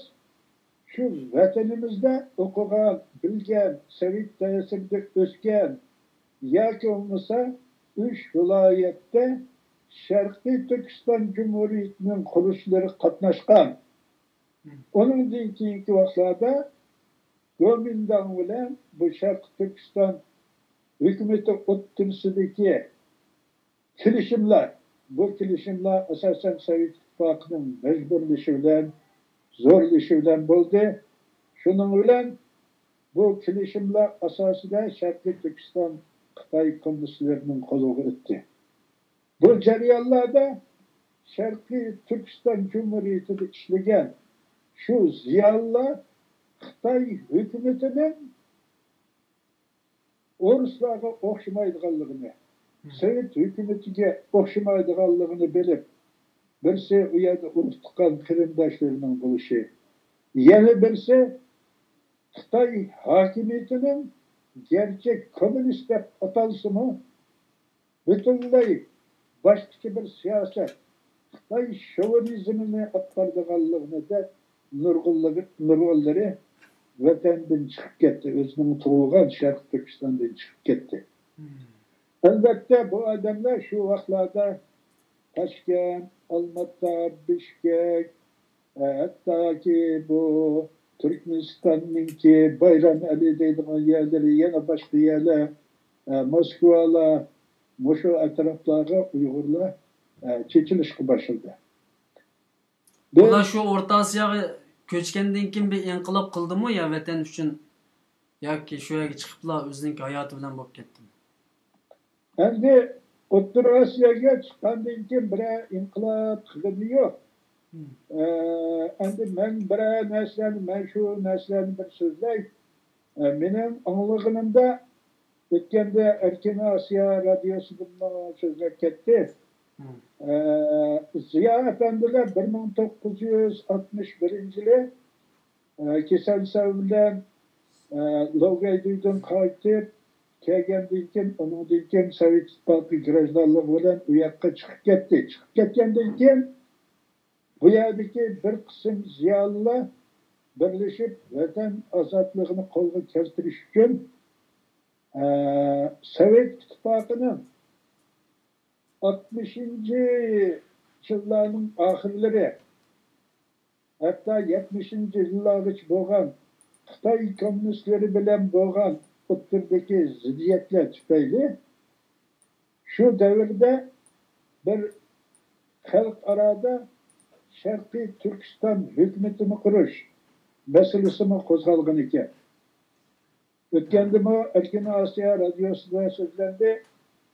G'ulom Efendi bu masalada Sovet İttifaqı endi o'zining tavasidagi Uyg'ur ziyolilaridan foydalanish to'g'ri kelsa ancha to'g'ri bo'lmaydiganligini o'ylanib, Turkiyadagi bizning liderlarimizdan Eysa Efendiga odam yuborib, shu chog'da Ziyo Efendi, Tursun Daryo degan odamlar bo'lgan ekan, shular berib bu Eysa Efendi bilan ko'rishganlik masalasini deydi. Endi men bir narsani aytay, men buni o'z ko'zim bilan ya qulog'im bilan anglagan narsa emas. Endi Eysa Efendiga bu masalani yetkazgan chog'da Eysa Efendi o'zining shu burungi kommunizmga qarshi ideyasi bilan shu chog'dagi Sovet İttifaqidagi Xitoy bilan bo'lgan ziddiyatlar tufayli kelib chiqayotgan bir voqealarga nisbatan to'g'ri pozitsiyada bo'lmaganligini anglaganman. Shuning bilan bu xalqarodagi Sharq Turkiston hukumatini qurish masalasiga Aysa Efendi'nin soğuk qaraganligi, hattoki Amerikadagi ba'zi bir yig'inlarga qatnashib shu masalalarni qilmaganligi haqida o'tganda G'ulamuddin Efendi so'zlab ketdi. Endi shunday bir harakatlar bo'lgan ekan. Ham shuning bilan birga endi men bir narsani aytib beray. Endi shu davrda biz Toshkentga chiqqan vaqtlarimizda 56-yili Sovet Kompartiyasininki qurultoyi ichildi. 56-yildagi 20-qurultoyga mening ismimda bo'lsa. 20-qurultoyga Xitoy Kommunistlar Partiyasininki vakili bo'lib chiqqan Zhou Enlai, shu chog'dagi tashqi ishlar ministri. Shu qatnashib bu yerda bu qurultoyda ikki davlat o'rtasida so'roqchilik boshlanib qoldi ekan. Endi bir nazariya qarashlardan, yana manfaat to'qinishlari masalasidan, shuning bilan ikki davlat o'rtasiga so'roqlar shu 56-yildan tortib tushishga boshlaydi. Bu tushishga boshlab 53-yili 3-oyning 5-kuni Stalin vafot bo'ldi. Vafot bo'lgandan keyin endi shu davrda Xitoy kommunistlari, Mao Zedong Stalindan keyin endi dunyodagi kommunistik harakatga men boshchi bo'lishim kerak degandek bir mushundoq kibr bilan muomala qiladi ekan. Shu chog'da mening esimda bori 15 million atrofida Xitoy kommunistlari bo'lgan. Endi bu 15 million kommunist degan gap cho'ng gap endi. Shuning uchun bu ikki davlat o'rtasida 56-yildagi Sovet ittifoqining 20-navbatlik sezdi qurultoydan keyin ziddiyatlar boshlandi. Biz 57-yil Sovet ittifoqiga chiqqan vaqtimizda bu ikki davlat o'rtasidagi ziddiyatlar cho'nqirlashib, bu Stalinninki masalasini Sovet ittifoqi Kompartiyasining birinchi sekretari Nikita Sergeyevich Xrushchev shaxsiyga cho'qinish va qarshi turish nomi bilan Sovet ittifoqida bir harakat boshlagan. Ammo Xitoy hukumati bu harakatga qarshi turdi ekan. Stalinni undaq deyishga bo'lmaydi edi.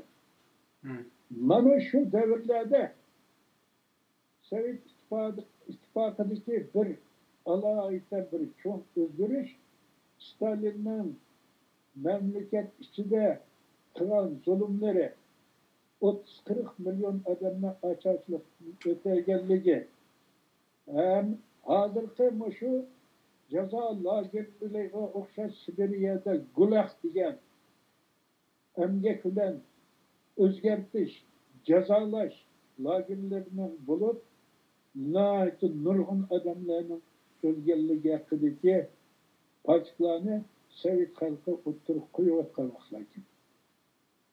Bu ishlar oxiri davomlashib kelib, bizning Sharqiy Turkistonda Xitoy jallodlari Gumshelish harakatlarini o'tkazdi. 58-yillari. Kommunilish harakatlarini.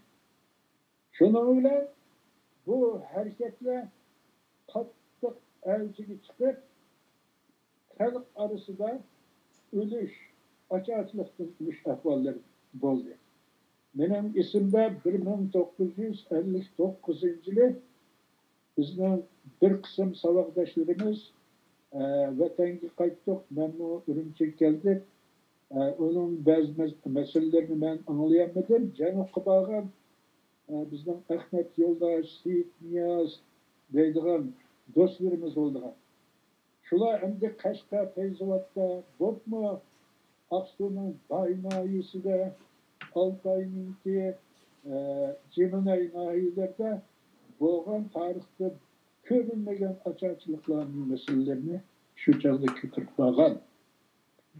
borgandan keyin biz shu boy noyisininki bo'lgan ocharchilikni shu qarindoshlarimizni anglagan boy noyisida asli shu yilda 59 yillari mo'l hosil olgan yillar ekan. Xitoyda ocharchilik bo'layotgan vaqtlarda Sharqiy Turkistonda mo'l hosil ilayotgan yillar 57, 58, 59. Mushu 59-ki ahvol shunday bir vaqtga. Lekin Xitoy hukumati Uyg'ur xalqini osh qo'yib, o'ltirib, qirish uchun boy noisidagi Tigi Shiva Shujining buyrug'i bilan butun Gulshening oshini yig'ib olib, xalqqa bermaydi ekan. Shuning bilan boy noisida 10 mingdan oshiqroq oddiy dehqonchilik qilib osh bilan xalqni beqiyotgan dehqonlar ochlikdan o'ladi. Fayzovatdan shunday qiladi. Oltayning jiminaydan shunday qildi. Endi biz Sovet ittifoqining shu vaqtidagi ba'zi bir ortiqchilik taraflarini ko'rib, Xitoyning botli Sharq Turkistonni yurgizilayotgan zulm sitamlarini davomli qilib yashagandan keyin biz silishtiramiz. Silishtiribda bu Xitoy kommunistlarining Sharqiy Turkistonda qilayotgan zulm sitamlari, ekspluatatsiyalari haqida o'zaro jiq so'zlashadigan bo'lib ketdi. Shuning bilan bu 60-yilning oxiriga kelganda bu ishlar endi bir boshqacha bir tus oldi. Biz endi shu Sovet ittifoqida Toshkent o'qiyotgan 33 bola tabiiy holda bir yerga yig'ilib qoldi. Bu yig'ilishning asosiy sababi nima degan chog'da Xitoy hukumatining Sharqiy Turkistonda yurgizayotgan milliy assimilyatsiya, milliy qirg'inchilik, mushu masalalar ustidan davomli so'zlashimiz, hatto kechalari uyqumiz kelmaydi, mushu boy voqeasini o'ylasak, shuni bilan 60-yilning oxiri 33 bola Toshkentninki Ostrovskiy degan nom bilan bir san'at instituti var. Bu yerda G'ofir degan yana bir saboqdoshimiz bor, endi Shirali bor shu yerlarda. Shu yerda biz zallar bo'shab qoldi. Biz 5-6 qator shu yerda yig'ilish o'tkazdik. Yig'ilish o'tkazib, qanday qilamiz? Vatandagi ahvolni shunday qilgan. Endi vatanda biroz chiqib bir narsa qilolmaydi. Shuni qanday qilamiz degan maslahatlar eng oxiri endi biz bu 33 o'quvchining ichida Jungo kompartiyasining a'zolari bor. Yana bir qancha Jungo kommunistik yoshlar ittifoqining a'zolari bor. Shunday odamlarni shu vaqtda biz millatimizning fojiali qismatlarini o'ylab bir yerga kelaylik. Kelib oxiri yig'inlarning birisida qaror qilib, 2 parcha xat yozmoqchi bo'ldik.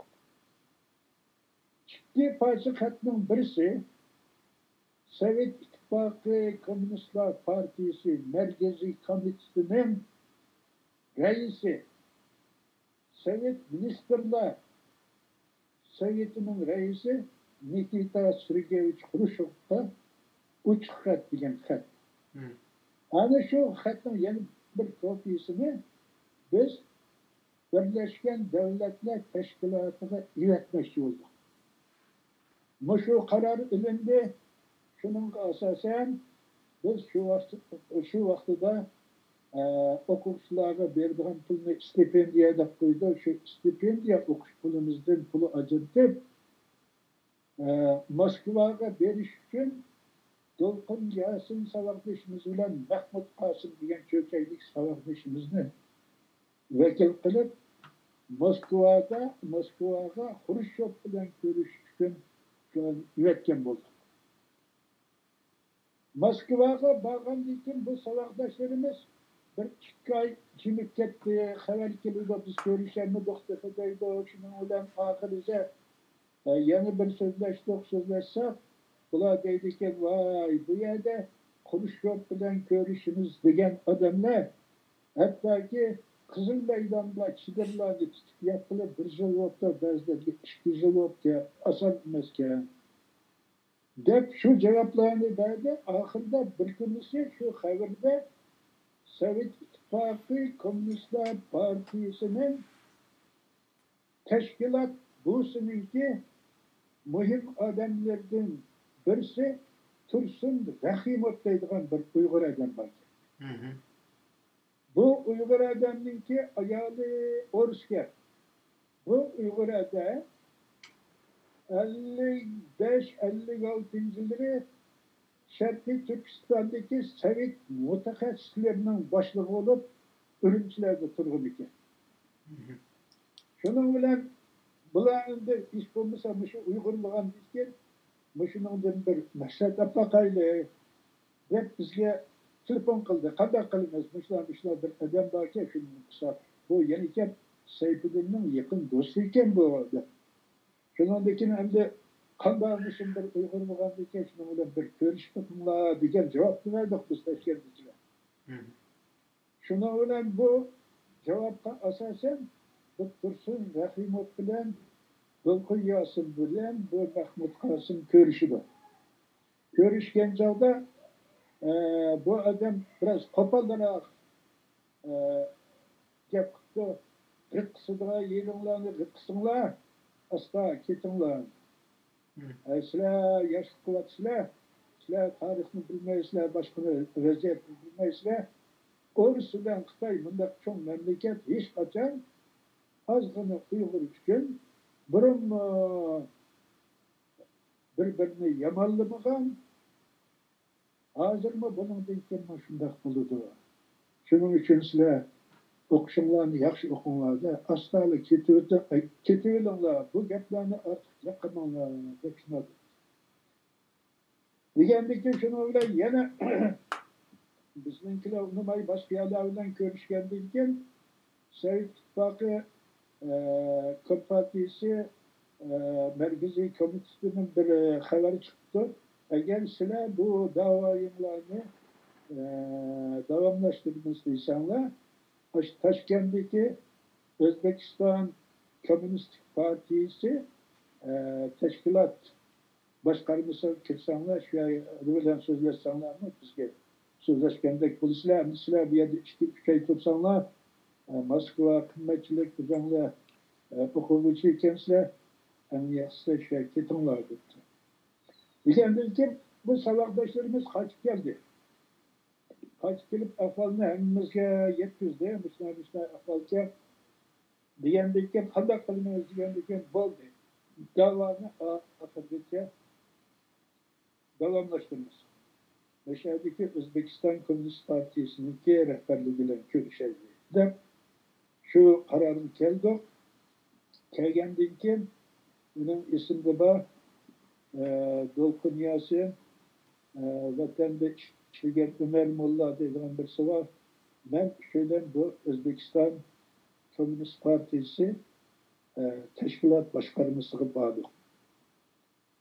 Borsak u yerda Sultonov deydigan bir odam bor. Bu Sultonov degan odam o'zi Uyg'urchaga yaqin so'zlaydigan o'zbekka bir vaqtlarda Shimsay davrida bu Sharqiy Turkistonda Sovetning amaldorlari bilan bo'lib xizmat qilgan odam. Shuning bilan bu yana Cho'chak viloyatininki valisi bo'lgan odam. Shuning bilan bu odam biz bilan kelib, voy boldirim, kelgininglar yaxshi bo'pti, nima derdinglar, aytinglar debdilar. Degandan keyin shunaqa ahvol. Ma Stalin degan diktatorning chatag'o'la bizning mamlakatimiz Xitoyning qo'liga qoldi. Siz obdan bildikansiz, undaq bo'lsa. Biz xuddi shu sizlarning o'zbeklarga o'xshash, qozoqlarga o'xshash bir vaqtda bizning operatsiyaning bir parchasi bo'lgan. Sizlar mana mustaqil bo'lib qanday bo'lmasin bir respublika bo'lib turyapsizlar. Bizda undaq narsa yo'q. Avtonomiya deydi quruq gap bu. Hozir bunday ahvollar bo'lyapti deb mamlakatning ichidagi ahvollardan asosan shu boy nahiyasida bo'lgan qochoqchilik qirg'inchiliklari ustida bu odamga jiq narsani so'zlab berdi. So'zlab bergandan keyin bu odam unda bo'lsa buni da bildirib men sizlarga bir narsa deb va'da qilolmayman. İkki davlatning do'stligi buzilmaydi, vaqtincha ba'zi ishlar bo'lsinmi. Agar sizlar o'qishdan buyatni ketmaymiz, bu yerda qolib qolamiz desanlar, shu bizning o'quvchilarimiz qanday imkoniyatlarda bo'lsa sizlarga shu imkoniyatlar berildi. Endi bizning xetimizda birisi Sovet ittifoqining Sharqiy Turkistonni Xitoyning qo'liga topshirib berganiga norozilik bildirish. Stalin shunday qilgan. Endi Stalinning xatoliklari, mamlakat ichki xalqarodagi xatoliklari so'zlanyapti. Bizning vatanimizning mustaqil bo'lishiga yordam qilsin. Agar bo'lmagan taqdirda biz Xitoyga qaytmaymiz. Bizga bu yerda yashash huquqini beringlar. Deb endi shu chog'da o'sha refujilik masalasi ekan hozir o'ylasam shuni talab qildi. Shunga asosan endi bu odam dedi endi sizlarning gapinglar bek yo'g'on gap. Bu enerji ishish bu qiyin masala. Keyingi vaqtlarda xalqaro masalalar qanday bo'lishini bilmayman. Ammo sizlar mishan qilsanglar biz ruxsat beramiz deb javob berdi. Bugun endi men bu shunchalik so'zlayman. Ha bo'ladi. Alloh rozi bo'lsin, rahmat. Sizlar chet elga chiqqandan keyinmi, o'qishga chiqqandan keyinmi yana shu Sharq Turkiston da'vosi uchun tirishib, hatto shu sizlarning oranglarda kompartiya a'zolari bo'lgan bo'lsa-mu, yana shu vatan millat, shu vaqtning kompartiya a'zolari yana shu vatan millatini o'ylagan ekan. Hatto biz cho'ng bo'lgan vaqtidami mahalliningki shu yezininki Dadujan sekretarlari masalan kompartiya a'zosi bo'lsa-mu, yana xalqning g'amini yeydi. Biz cho'ng bo'lgan zamonda yana yeydi. Ammo hozir bugungilar endi boshqa bo'lib ketdi. Bundan bo'lsa Alloh xohlasa oldimizdagi programmamizda yana sizning shu chet elda qilgan inqilob bilan vatanga kirgandan keyingi masalalarni yana qaytadan davom qilib mansab bo'ladi inshaalloh. İnşallah. Endi xo'sh. Xo'sh. Shu bizning vatanimizda Uyg'urlik qani bo'ldi ekan, bu ham oson o'zgarib ketmaydi. Xo'sh. Xitoy hukumati yaqinda chiqargan ikki yuzlamachi kadrlar, munofiqlar degan gapni chiqardi. Bu masalaning bir tarafida yana shu hozirgi kommunist Xitoyga ishlayotganlarning bedenide, yürügide Uygurluk kanının bağlılığını gösterdiğin amel deb düşünme bir tarafta. Şundan. Allah razı olsun, rahmet. Ahırda maşu qarindoshlar sizlarga salom yo'llagan qarindoshlar bor ekan. Undan keyin sizlarga duo qilgan qarindoshlar bor ekan.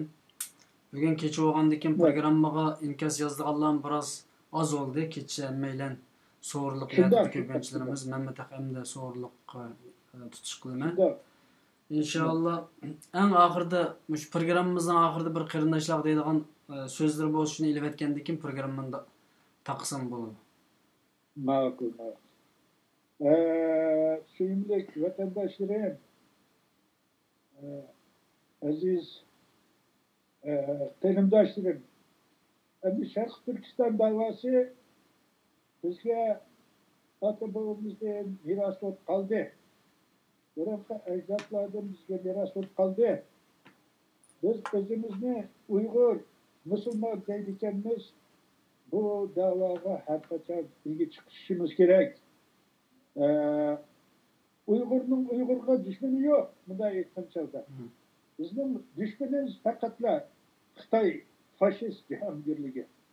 Shuning uchun men Şu Roza Ramazan'ın uluk günlerinde akasımlarının rozanlarınki bereketlik, muvaffakiyetlik, Allah kabul kıldığın derecede buluşunu tileymen. Hemmenlerge amallık tileymen. Allah hemimizden dişini sapsın. Esselamu Aleyküm.